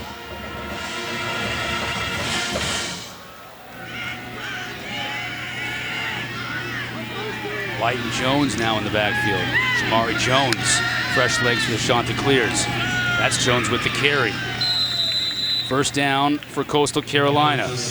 One of the themes coming into this game, as Taylon Humphrey makes the tackle right on cue, this big defensive front for Louisiana, and yet the undersized offensive line for Coastal Carolina. It looks like the undersized line right now is winning this battle. Yeah, Coach called them the Mighty Mites up front, that offensive line. He really loves them, said, hey, we always have leverage as our great equalizer. And, man, they are just leaning on those guys up front right now. Highly in motion. Now on the option. Pitch to White. Cuts it back inside. Stays on his feet. Took a big hit. Then rolled forward inside the 10-yard line. You're seeing a great example of this speed right now. We're going to do a little bit of a fake handoff. It might have been a miscommunication. Hey, we're going to option it, too, to the same guy. And you just see that speed to be able to get on the outside corner, make a quick cut. And, man, the physicality of these running backs is really starting to shine. Larisha's got more on this offensive line. Well, I had the opportunity to talk to Trey Carter, and he told me that they think it's funny when people criticize their height. He says, we feed off that. I'm not playing basketball. I don't have to block anyone's shot. So he says they're not worried about it. Their only job is just keeping people away from the quarterback. I'm going to use that line from now on. White dives forward, picks up a couple. And there is no doubt, Chris, these guys are playing extremely well up front. Again, something that just jumps off to the screen. So I'm with you, Trey. I'm with you. It doesn't matter. You're not playing basketball. You are moving people from A to B against their will. And that is exactly what this offensive line is doing on this drive. 15 plays on this drive already. And the clock already the entire 3rd quarter so far. Over half of the quarter with the Chanticleers on offense. McCall, sprint to his left, away from pressure. Again tried to get it to Brown. It's not Garner covering, it's the true freshman Trey Amos this time covering the big wide receiver Cameron Brown. And that's a great job, matching energy with energy. That physicality, not backing down, not being afraid of a big time wide receiver. And again, Chris, we mentioned it. This is a spread option team. This takes you back to your Georgia Tech teams where they just choke out a quarter. You're looking at 7 minutes left on the clock. These guys are just walking down the field. Coastal perfect on third downs in this drive, but if they don't convert here, they'll have to try a field goal, presumably. Maribel now in the backfield. McCall going up top in the corner, back shoulder, touchdown. And that's what you see. You've got your favorite target against a true freshman. When he's on an island, when he's ball by himself, you got to test him. I was tapping you, jumping up and down. I saw it from up here. There was no coverage over the top. And what a perfectly passed ball. I'll tell you what, that tight end about messed it up there for you. Great concentration. McSweeney thought it was for him. Big fella. Made his first catch of the year earlier in the game. And all of them are going to him now. It's a great play design. And again, when you have a quarterback that can do it, it's what you want to see. A little difficulty on the hold and snap, but Charles Overson gets the hold down. PAT good. Grayson McCall, another touchdown. This time he finds his favorite receiver, Hiley. Chance with the lead.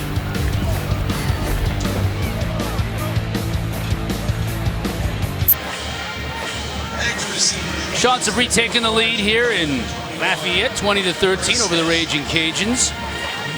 Quarterback Grayson McCall led the Chants on a 16-play, 75-yard scoring drive that took 8 minutes and 12 seconds off the clock. So far, the entire third quarter. Kept that defense on the field, and it's not super hot by Louisiana standards, but it is humid tonight. It's the type of thing that can take its toll later on in the game. Viscardi, the kick. Mitchell, 30. Out to the 35. There'll be an opportunity here for the Ragin Cajuns. We'll take a break. We'll be back with more football here. Sunbelt action when we come back.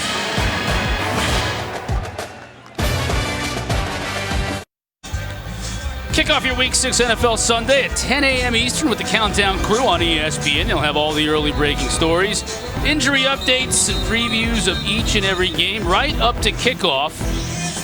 Countdown, 10 a.m. on ESPN.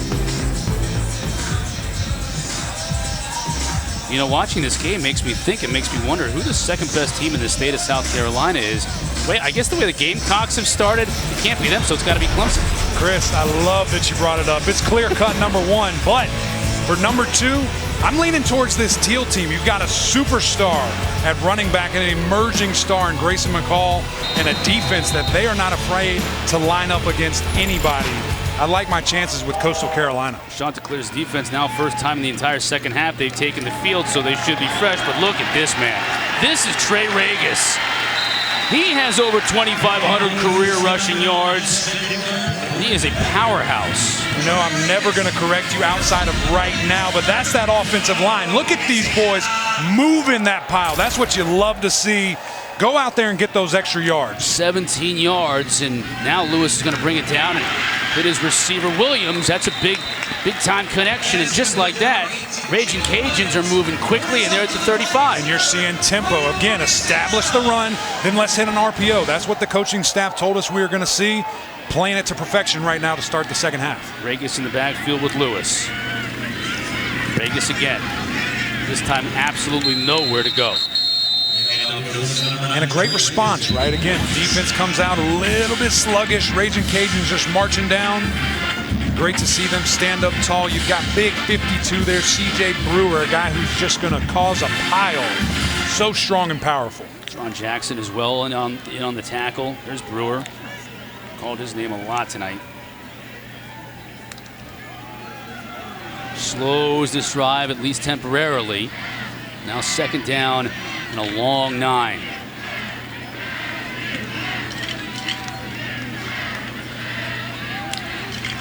Now Mitchell. Lewis sprinting out.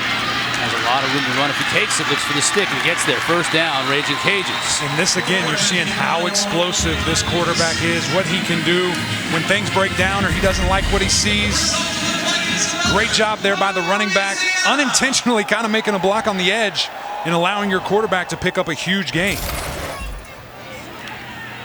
Another first down moves the chains.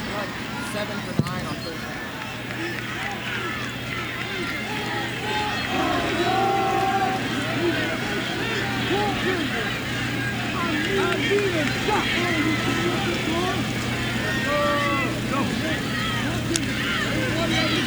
Lewis quickly out on the edge. That time it was number 26, Caleb Carter. Chris, First time we mentioned his name. That was a fantastic play call. Again, you see it's a numbers game. They rotate their guy, motion him to the outside. And again, we have more people than you do. We feel good about our blockers. A little bit of a miss, but you're too athletic and can pick it up. Fake to Mitchell. Back to the outside. Lacey. These wide receivers, they are young, but they love to block. That is a big thing that head coach, wide receiver coach, coordinator, they're all saying, hey, you want a ball? You want a ball? You want it thrown to you? You've got to block. You've got to do your part on the outside. You've seen 2 plays in a row there. Great job by the wide receivers as we got a player down here. Just like Gerard Clark for Coastal Carolina. As he's being attended to. Yeah, Kyron Lacey. 3 true freshman receivers. Lacey, Dante Fleming, Errol Rogers Jr. for Louisiana. And Lacey had offers from Miami, from Virginia. Talk about providing a Power 5 experience for these players and for these fans. And Lacey bought into that. That's absolutely right. And again, when you talk about what are 2 big things that are very important to this coaching staff, special teams and doing your part when you don't have the ball. That's where you start, number 1. On the special teams. Get out there, be a game changer, get your opportunity, and then again, when you're not getting a pass, do your part, block, let these guys get downfield. Great job for the culture as we see Clark getting up, walking off on his own. Big man looks to be okay. Big nose tackle from Dorchester, Mass.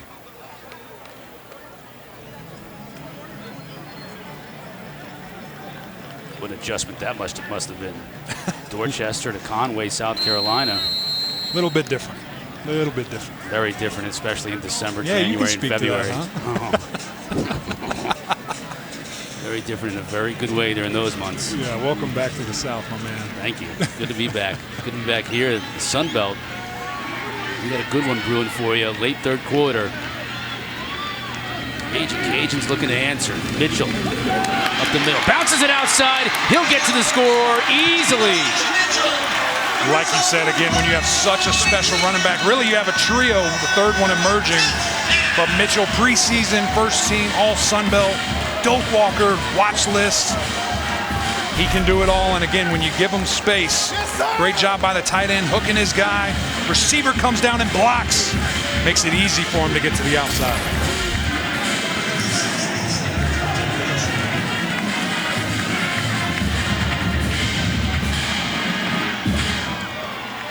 Mitchell scampers for his 3rd rushing touchdown of the year. Nate Snyder.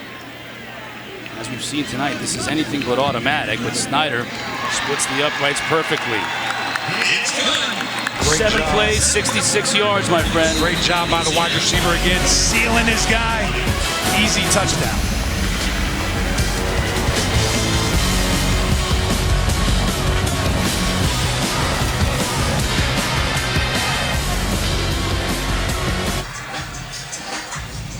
Eli Mitchell scoring for the Ragin Cajuns, all knotted up at 20 apiece, 3:47 left in this 3rd quarter.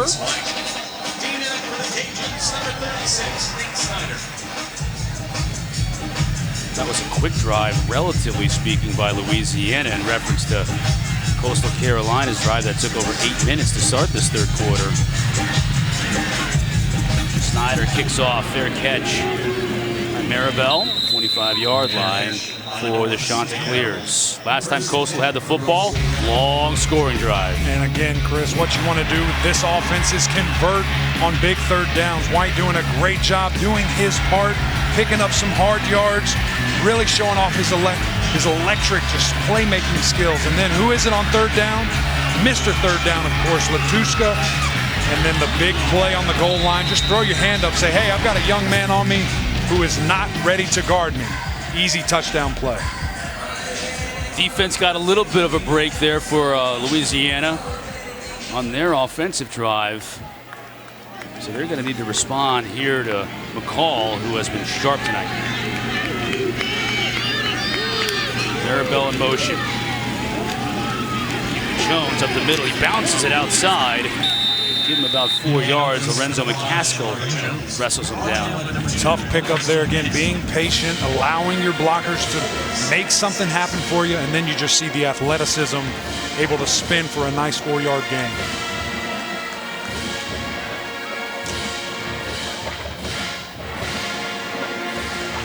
Jones with a breather. Hiley coming back on and split the lower side of your screen.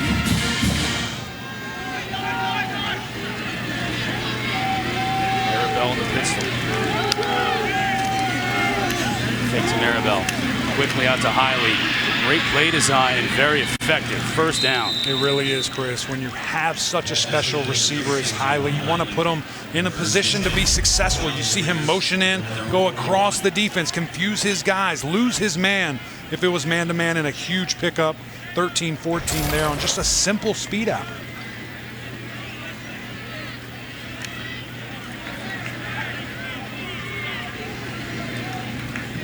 Chanticleers another first down, content to let a little clock run here.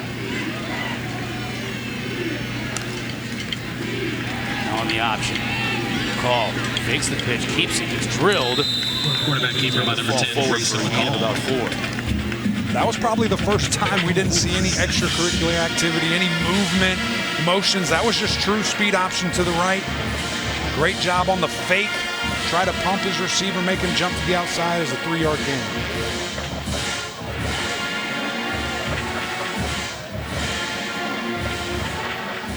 Chadwell has to be happy about the way his team, who lost 48-7 on their own turf last year to this Louisiana team, has to be happy with the way they've come on the road and fought to a tie here late in the third. Maribel, he makes something out of nothing, give him about 4 as that pursuit from this Ragin Cajun defense met him. Tough yards there, good discipline by the quarterback to hold that pitch as long as he could. And again, that clock is just ticking away as they face another third down here. Converted 3 or 4 last time, fourth one being the touchdown, a drive ago. This is a big one right here, midfield, 3rd down and 3.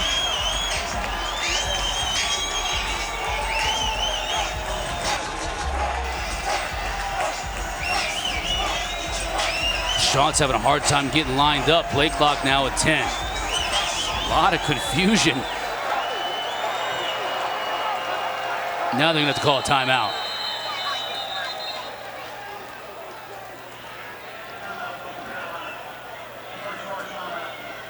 Second timeout and late. First timeout of this second half. Coach Chadwell imploring his team. Before we get to this big third down, back to the studio, Kevin Connors and Trevor Maddox. Yeah, and Chris, the major news of the day, Alabama head coach Nick Saban testing positive for COVID-19. Saban says no symptoms, but that he's immediately left the school's facilities and is working from home while isolating. Offensive coordinator Steve Sarkisian, who's previously been the head coach at Washington and USC, will oversee game preparations. Alabama, Georgia, Chris, on Saturday. Yeah, amazing. Alabama and Georgia coming up. That is a huge football game, and it'll be Steve Sarkisian who's pulling the levers and pushing all the buttons for Alabama, with Coach Saban now in self-isolation at home.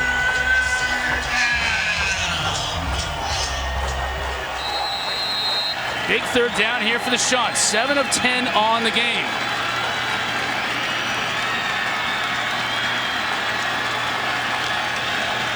McCall to Maribel. Great defensive play. He won't get there. Absolutely Excellent. Huge stop. Johnson's been active. He's been all over the field. And again, how is your team going to respond? We go down, get a big score, need our defense to step up. You see guys doing their job, not biting on the dive, making a huge play.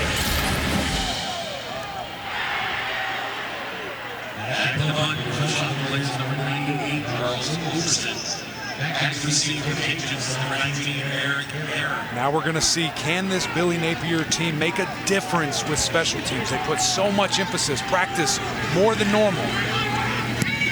Eric Guerrer on his 9-yard line calls for a fair catch. It makes it at the 10.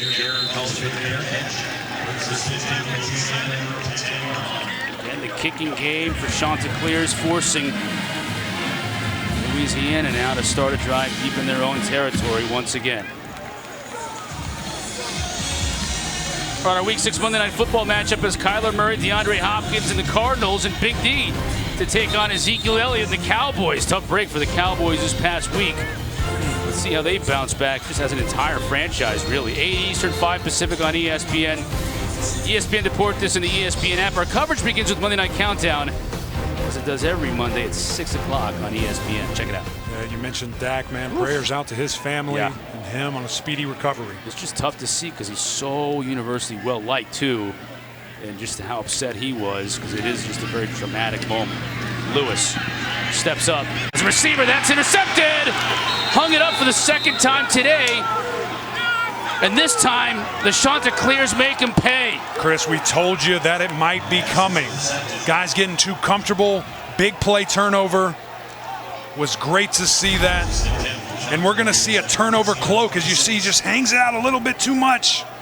Great job by the DB. Jordan Morris with the pick.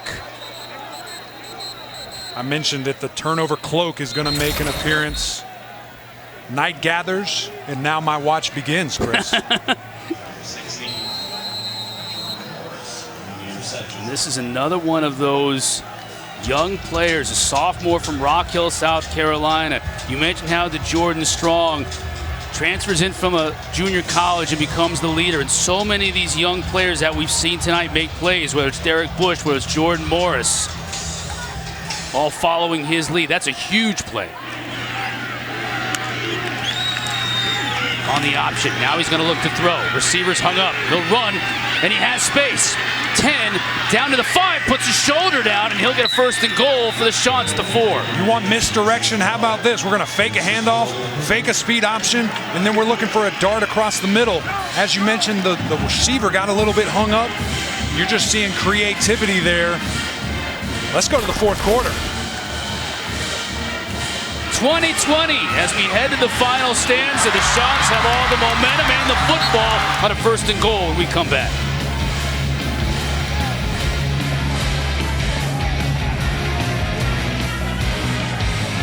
Some noise!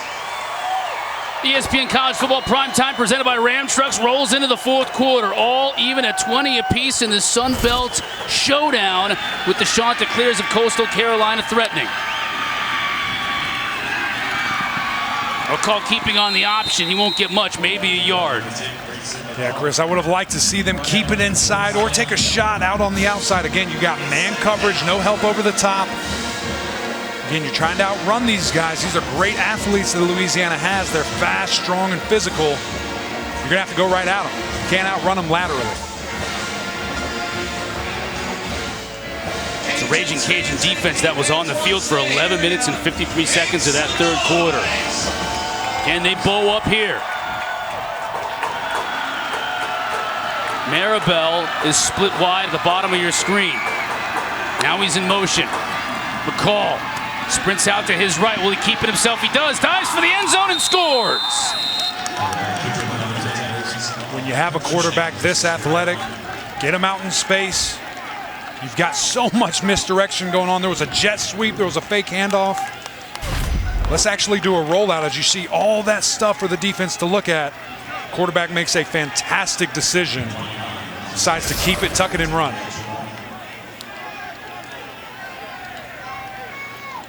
Redshirt freshman, Grayson McCall.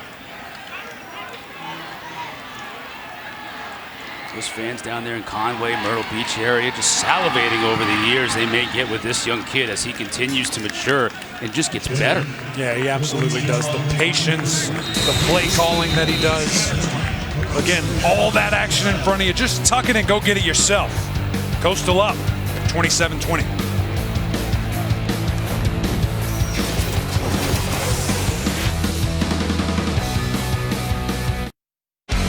Let's take a look at our quick delivery brought to you by DoorDash. That 3rd quarter really coming into the 4th quarter. Everything changed quickly. First with the INT for the Chants, and then McCall with his legs. Yeah, he absolutely takes care of business. Gets the ball, has a huge rush, gets some good yards, gets you on the goal line, and then just finish it off. Do it yourself.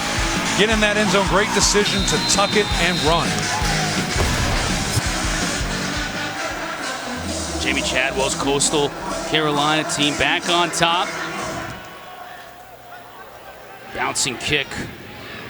Here's Mitchell. Trying to get to the near side. Tackled at the 30, but a lot of laundry coming in, and that'll tack on probably 15.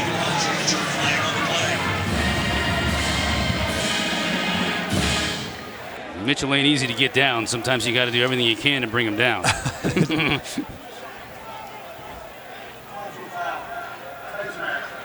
the kicking team, 15 yards, adding to every run. First down. And Jeremy Palmer, our referee. Yeah, and this is certainly going to help you out. You already had a pretty good return. Tack on another 15. Start at your own 45.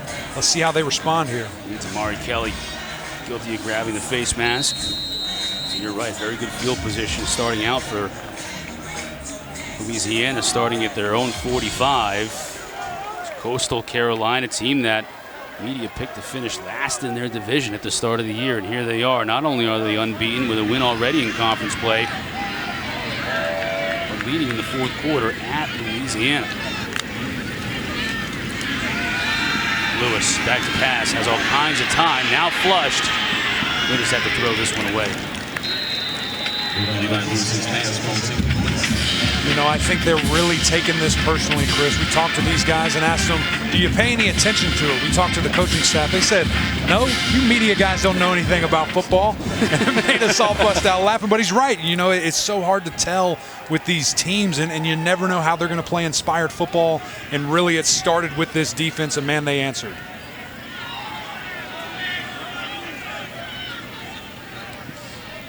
Lewis with three backs in the backfield with him. Gives it to Mitchell. Gets a couple of hard-fought yards. Larisha has more on this Coastal Carolina team.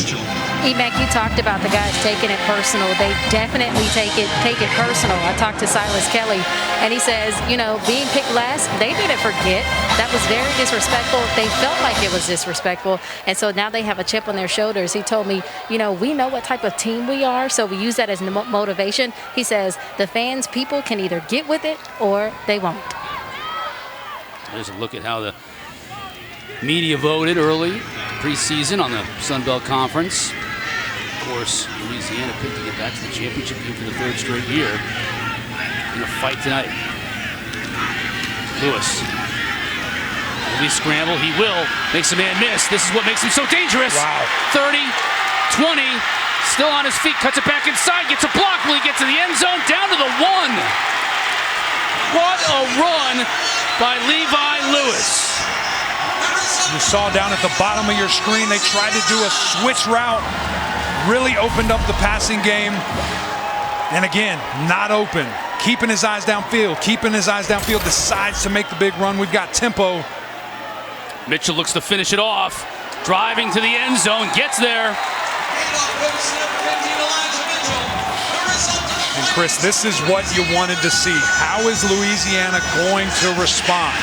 You've got senior leadership sprinkled throughout this entire offense, especially at the quarterback position. Levi Lewis, such a special player. You saw how he was able to create right there.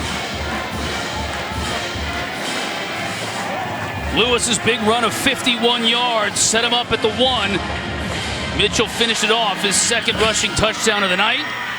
And we're a Nate Snyder PAT away from being tied once again. Snyder converts, 27-27. It's good.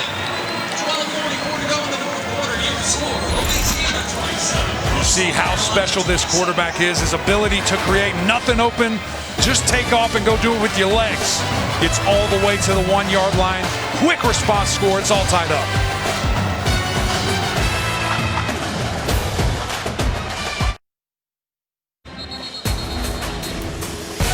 ESPN College Football is presented by Ram, built to serve. Saturday, Jimbo Fisher and the 11th ranked Aggies are in Starkville to take on Mike Leach in Mississippi State's new air raid offense. Aggies coming off a huge win against Florida last weekend. 4 Eastern, 3 Central on ESPN and on the ESPN app. Just one of a number of great games, matchups we got this weekend coming up in college football. Sort of the unofficial beginning of the weekend is, in my mind, Sun Belt football on Wednesday night. Chris Cotter, Eric McLean, Larisha Harris here with you. Cajun Field in Lafayette, Louisiana. All tied to 27 apiece early in the fourth quarter. Chris, I can get behind the movement of the weekend starting on Wednesday. I'm all for that. No doubt about it. And when you start with a game like this, I think every college football fan is in favor of it. It's like two prize fighters now, blow for blow. Who's going to be able to come back? Because it seems like every drive now there's an answer. You've seen unbelievable quarterback play from both of these guys, and this is what we expected going into this game. The senior versus the freshman. It's almost like the last man that has the ball is going to win the game.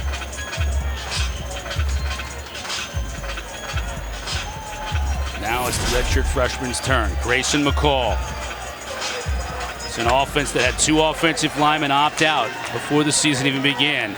3 wide receivers lost to injury before the season began, and yet here they are, 3-0, looking to pull the big upset on the road in Lafayette. McCall has a receiver, almost intercepted. That was a great play by A.J. Washington. Made a couple in the first half. Now crunch time here in the fourth quarter. And we're finding out exactly why A.J. Washington does not play wide receiver. It's easy for you. Hit him right in the worst spot, right in the hands. But, man, what a potential huge play that would have been. First real big mistake that we've seen here from Grayson, putting the ball in jeopardy there. That's got this crowd here, limited crowd at Cajun Field, a little hyped up.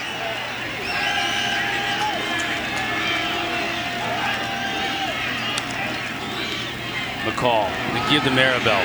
Has nowhere to go. Big ol' number 98, Andre Landry, there to stuff it out. Defense is stepping up. It was the offense's turn. Now we're going to see this defense really rise up. Again, how are they going to respond? An older team at home. This crowd is getting into it. 3rd and 11.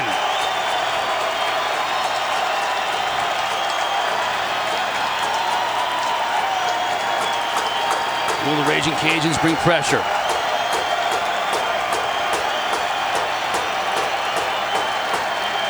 They come with 6. McCall hits his receiver at the 40, turns and has room inside of Ragin' Cajun territory. It's Hiley again. Great job by the offensive line there, allowing the quarterback to have time. That was a deep route, long developing route, and just a perfect strike. Great job by Javon there, just picking up that first down. Hiley lets him know, 30 yards. Hiley now has 7 catches for 96 yards in that touch earlier. Reese White and Maribel in the backfield. On the option, here's White. Defender does a great job getting off that block and then lets his teammates clean up. Braylon Trehan was the one who initially got there. Great job there, being physical, not allowing that wide receiver to seal the edge. Was a fantastic play there. As you see again, if he gets sealed there, it could be a huge play, but he just does a great job being physical up front. You love to see defensive back make plays like that.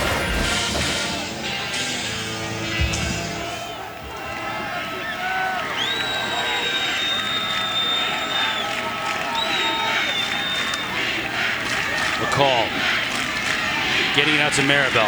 Can he make something happen? Second play in a row. Number 24 is there. Trehan. He is answering the call. 2 major plays in a row. Just showing off that physicality, the attitude. Just watch how he comes downhill, flies to it. Does a fantastic job wrapping up, not letting him go, waiting for his team to get there. 3rd and 7.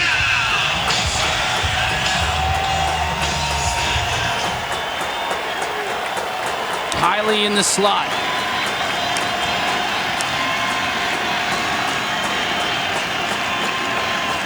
Latushko is there as well. All he does is convert these 3rd downs. McCall now on the option. Keeps it. Won't get there. 4th down and a long 4, really 5. And you got to think at this point on the field, you're going to go for it. Maybe that's why you ran that speed option, hoping you'd pick up a little. Looks like they're going to kick it, actually. Coach Chadwell is going to play conservatively.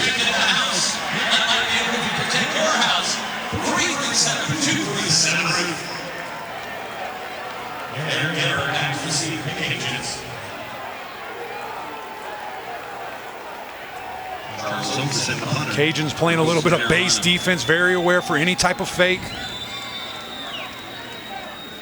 Overson will try and pin him deep.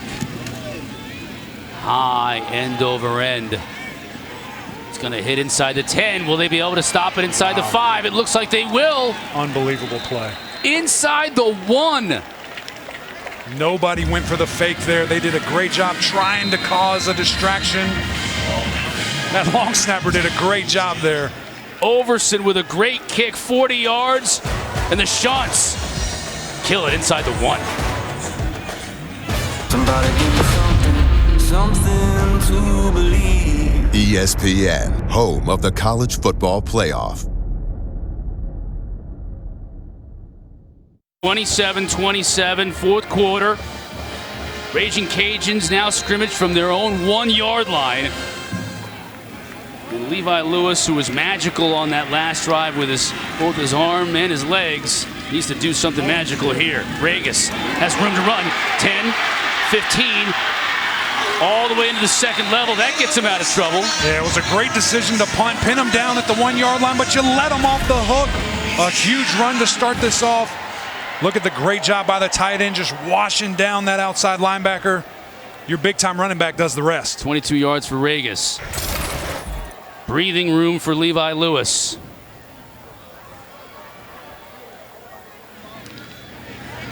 Lewis, somebody went the wrong way. Confusion in the backfield, and that's going to lead to a loss of a yard. Like you said there, Chris, a little bit of miscommunication. One guy goes one way, the other goes the opposite. Lucky it wasn't a fumble, trying to still hand that ball off.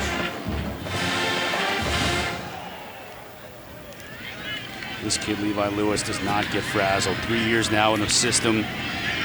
Coach Napier said he sets the standard on the field, off the field. Now looking to lead the Cajuns to a big win. Fake. Will he run it? And if he wants, no, he decides to throw it behind his receiver. Williams couldn't catch it. Just a little bit behind him. And that's a tough one, but you got to catch. It touches your hands, but again, just a little bit behind them. If you're Williams, you're wishing you had that one back. You got to make that play for your quarterback. Lewis with the decision to throw it and not run it when it looked like he might have had some real estate. Now it's 3rd and long. Watch out for Tarun. Again, he is a guy that's going to put his ears back on these type of plays and go after the quarterback. Ragin Cajuns 4 of 7 tonight on 3rd down.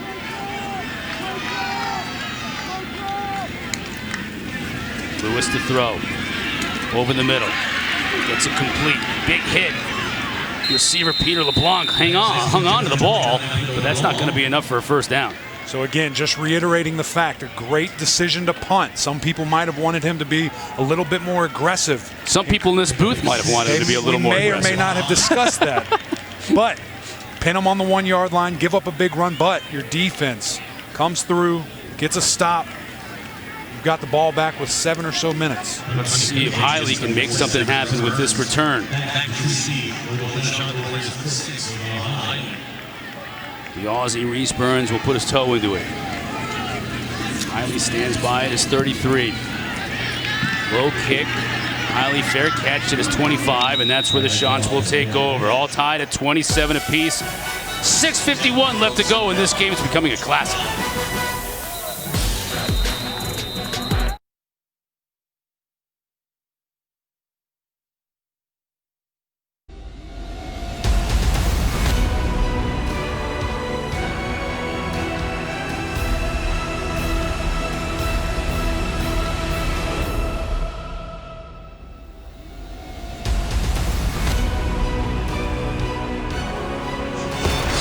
All here, 4th quarter. Bizarre penalty late, right after we went to break, after the punt. a call against Coastal Carolina for having 2 number 6s on the punt return team. And it's going to cost them 5 yards and maybe the football. Here's Hiley with the fair catch. That's 1 number 6. And the other number 6 is Manny Stokes Jr. right there. Jawing with the punter. And this could be a huge penalty against Coastal. After further review, there were 2 number 6s on the receiving team. The ball will be placed at the previous spot with a 5-yard penalty. First down, Louisiana. Wow. That is a huge penalty at the 6:51 mark to get the ball back. That's incredible. And again, just talked about how smart it was to punt that ball. Now, with your defense having to be back on the field, might be something this coaching staff looks at if their defense doesn't come up with another big stop.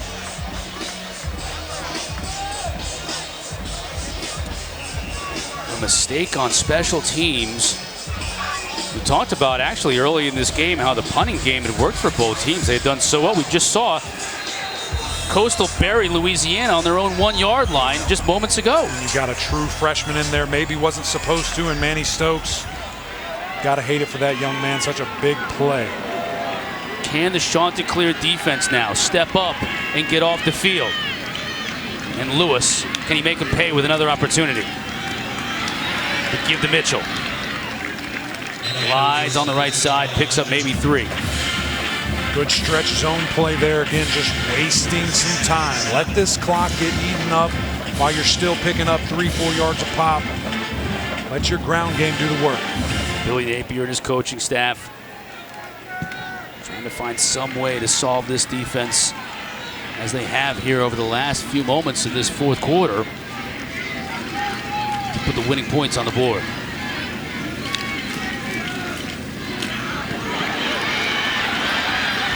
Big receiver Williams this time makes the catch. I'll take that back. Not Williams. That's Dante Fleming, another one of the freshmen. Yeah, the speedster, they just try to get him out there, get him in space. Let him use that speed to his advantage. Was a great job by the wide receiver down at the bottom of your screen. Running a little bit of a slant, more of a block. 3rd and 1, tried to go quickly, flags down. And this is another big penalty. This time it's going to go against Louisiana. Number 74, 5-yard penalty, replay, 3rd down. Eric, I've seen this happen so many times. Teams try to go quickly and they just can't get set. They just are too discombobulated. Yeah, guys are out of position, and that's your leader at left tackle there, Max Mitchell. A guy they expect a lot out. Again, I don't know if he just wasn't quite set, if they were moving too fast. That's tough, especially as a big offensive lineman up there. Now 3rd and 1 becomes 3rd and 6. Full playbook still open. Lewis is going to have to perform his magic. Coastal Carolina looks like they want to come with pressure. They do. And Lewis escaped, sidearms it, couldn't quite get it to Mitchell. That could have been a big play. Dialed it up perfectly. Great job by the offensive coordinator. Just could not hold on to the ball. That's 2 big drops. Now, did the pressure cause him to throw this at an angle where he normally wouldn't? You know, I think it obviously made him hurry it up, but still 15, it touches your hands. You've got to come down with that.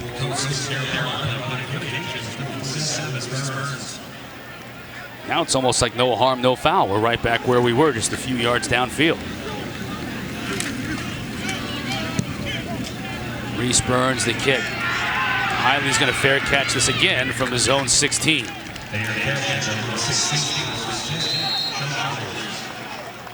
Hey, coming up next at Sports Center with Scott Van Pelt. Tom Rinaldi will have the latest from Tuscaloosa on Nick Saban's positive COVID-19 test. Seahawks quarterback Russell Wilson will join SVP.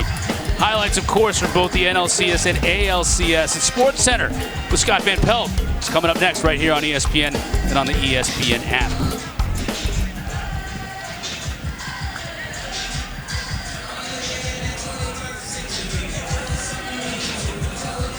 This is fun, isn't it? Is this as much fun as you thought it was going to be when they called us up and said, hey, will you guys do this game? It absolutely was. Anytime you're in the Fun Belt, man, you know it's going to be big time. Great offenses, great quarterback battle. It's been everything and more so far. Here with Eric McLean, I'm Chris Cotter. Larisha Harris is on the field. 5:30 left to go, all tied at 27. They run up the middle with Maribel. Gives him a good 5 yards, less on 1st down.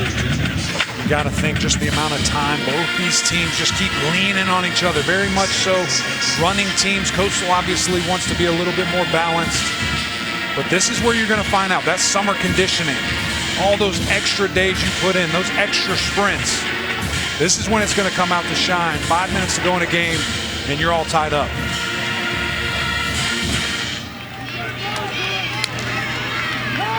McCall looking to throw as a receiver. That's again Hiley. Just a little speed out there you're going to see in a great throw. Again, the timing of that route, quick. Get it out of the wide receiver, or to the wide receiver, out of the quarterback's hands. Great play design there to really cover up the safety over the top who was guarding Hiley. Hiley has over 100 yards receiving. Adrian Dunn there, former teammate of mine on the strength staff, getting a little love on the sideline. Does he get that coach too? Oftentimes they are. The give straight up the middle. That's Jones. Just a lot of girth on that defensive front. Yeah, and you see there big number 4 getting in to make a play. 99 just clogging up traffic. Humphrey, I mean, he has made his presence felt. There's Hill, Humphrey, big hole number 99.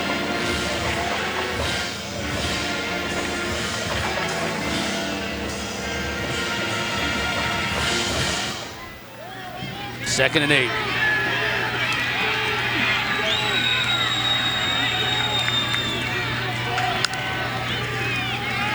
McCall will throw off the option. Now he's flushed. Great job of getting back shoulder on a receiver that was really well covered. Really just a fantastic play there, Chris. You mentioned it, just to keep the play alive. Keep your eyes downfield. Make a big-time throw to your wide receiver who's well covered. We're seeing this young man grow up quickly. He's facing a 3rd and 2 here, 3rd and short. I think everybody knows who's going to try and get the ball.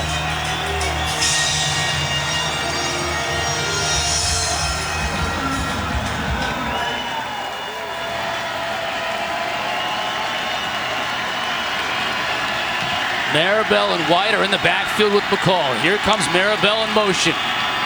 The give to White has the first down and more. Still on his feet into Ragin Cajun territory.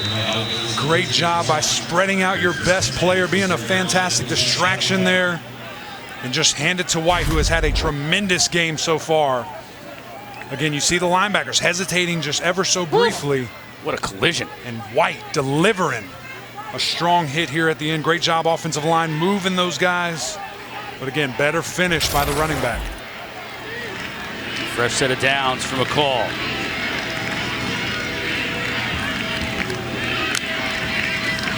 On the option. Maribel gets a great block. Leapfrogs a defender. Finally forced out of bounds, but picks up 8 yards. That's a lot of speed coming right at you when they run this true speed option. Able to get the edge again, the great offensive line play. They've gotten to the outside so many times tonight to seal that edge, allow their speedy running backs to get up and at them quickly.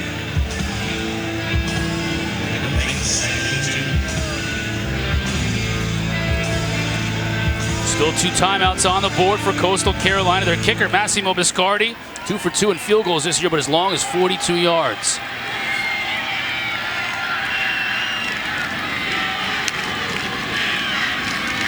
McCall to give, up the middle. Plenty of room for Reese White, another first down. Sophomore Reese White really having a tremendous game, just whatever he wants. He's going out and taking it. You see this hole. It's not big, but he fits right through there. Great job by the tight end, not splashing, giving up that really solid run.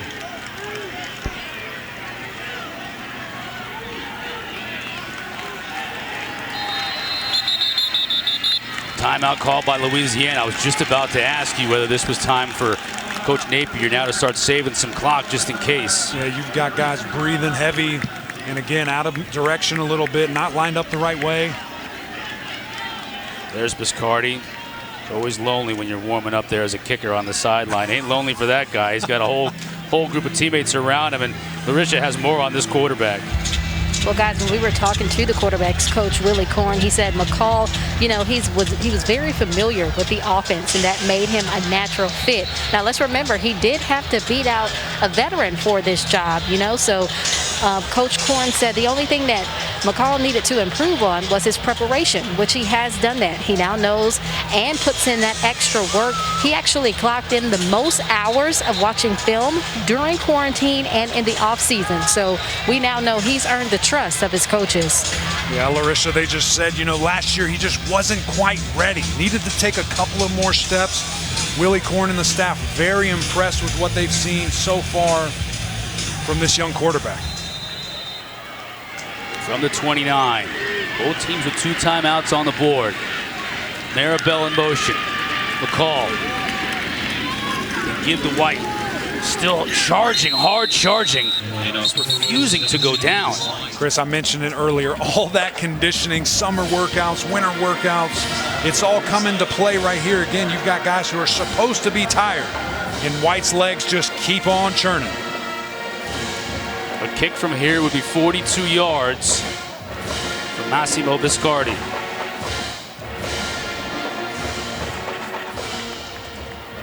Right now, the Ragin Cajuns are trying to save as much clock as they possibly can if they can get a stop. They got to get a stop first. You think about the Ragin Cajuns over the last few years under Billy Napier, they've just run roughshod through this Sun Belt Conference with the exception of one team. App State has had their number. Now that game was just postponed, the game with App State, so they could play in this game. They're 14-2 against the rest of the conference, but really up against it tonight. Yeah, this seems to be the last hurdle for them, App State, but right now they have their hands full with this Coastal team that is just oozing with confidence on the offensive side of the ball. Great play all around. Thank you. You got it.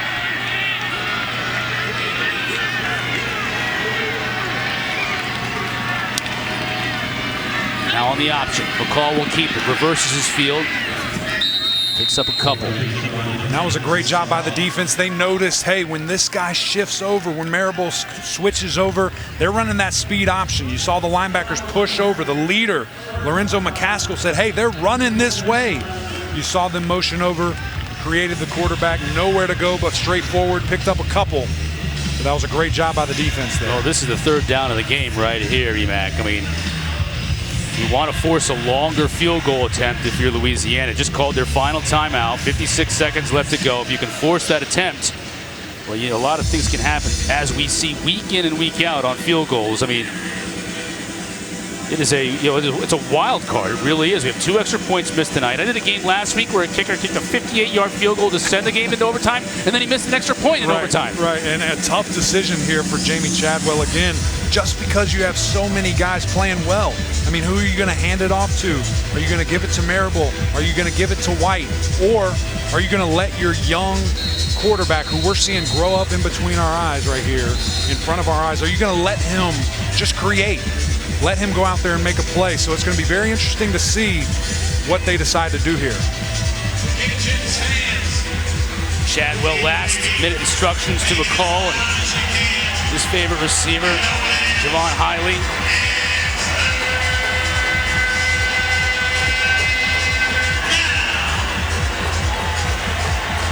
Third down and 3. Once again, Maribel and White in the backfield. White in motion. McCall. They give to Maribel. He's swallowed. Huge stop there by the defense. You see big number 99. We mentioned him at the very beginning of the show, said, watch out for this young man. His presence has been more than felt all game long. 6'5", 330. And you see he just eats up the center for a massive tackle. Really a tackle for loss or no gain. And he said, yeah, this is what I'm doing. Actually, good job by true freshman Willie Lampkin, that left guard, not to hold Humphrey. Yeah, make it worse, in this particular situation. You're already looking at a 40-yard kick right here. Biscardi has the leg. They haven't used him that much. Only 2 field goals in the 3 previous games. It's the first time we've trotted him out here tonight. I mentioned he did miss an extra point earlier in this contest.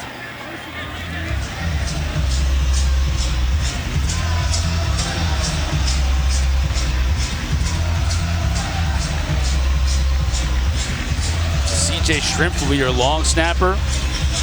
I like to refer to him as CJ Detlef Shrimp. Charles, you've been saving that all I've day? been waiting all day for that one. And it might be the most important reference in play of the game. Charles Overson will be your holder. And then Massimo Biscardi, junior from Downington, PA, will put his foot into it and see if he can win this game for Coastal Carolina.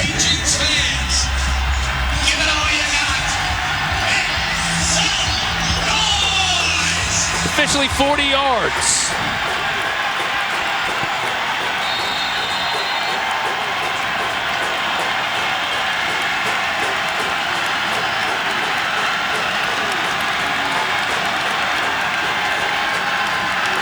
Snap and holder good. Biscardi puts a toe into it, and it's right through the uprights. What a play, what a game. Obviously 4 seconds left, but again, a team that was picked to finish last is going toe-to-toe with a team that has been back-to-back championship appearances. Perfect snap, hold, kick it right through the middle.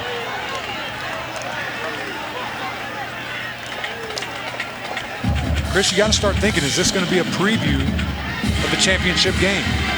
Well, certainly both these teams play in the two different divisions in the Sun Belt Conference. And if you're Coastal Carolina, you had to certainly look at your schedule and circle this one on the road as being one of, if not the toughest game on your schedule. And if you can get a big road win like this out of the way with a W, you've elevated yourself to the favorite. I mean, you're just talking about confidence. Again, speaking to this coaching staff, they said, hey, it starts with our defense. We feel like those guys can line up against anybody. You get a win like this because of your offense. Now those guys start clicking and feeling good about themselves. Young quarterback starts feeling unstoppable with what he's able to do. Could be the makings of a special season. And what a drive to close it off if this does indeed close it off. 11 plays, 61 yards, took almost 5.5 minutes off the clock. And you think about where it all started with the decision to punt and pin them on the 1-yard line. This is a team that's only been in FBS since 2017, so this will be their first win over a top 25 opponent. Watershed moment for Jamie Chadwell and his staff.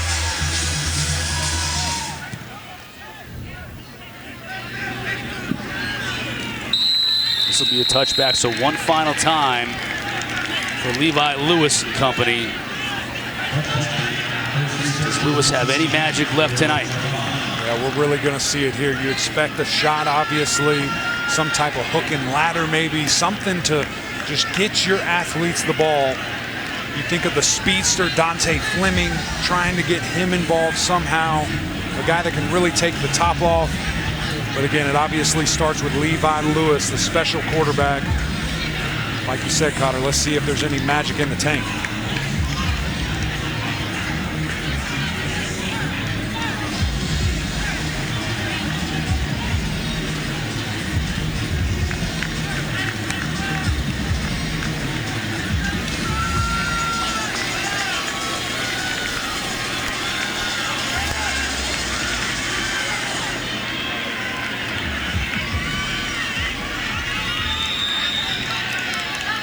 Delay game, that won't help. I guess it doesn't matter. If you're going to go 75, you might as well go 80. You know, they wanted to go 80. They wanted those extra 5 yards here. A guy to pay attention to, number 9, Jackson. He has a high motor. He will not be denied if this is not a quick pass. Look for him to impact this play.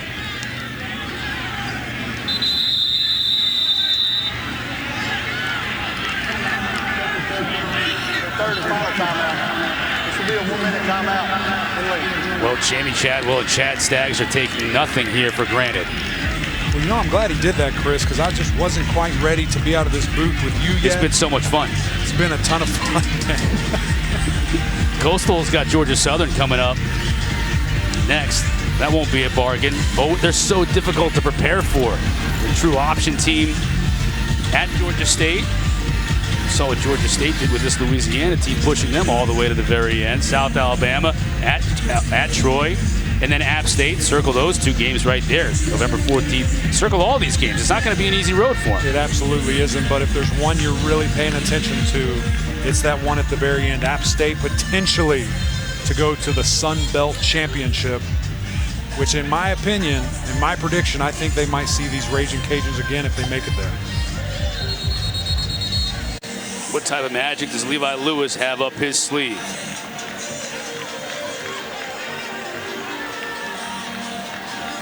On the other side, Grayson McCall just biding his time, waiting for a big celebration he hopes comes in 4 seconds.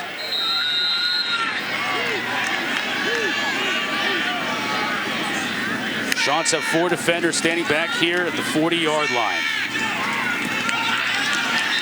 Incomplete, and that's going to do it. A program-defining win early on for Jamie Chadwell as the Coastal Carolina Chanticleers come to town and pick up a huge win. We're seeing a superstar emerge. Grayson McCall, fantastic game. Defense standing up.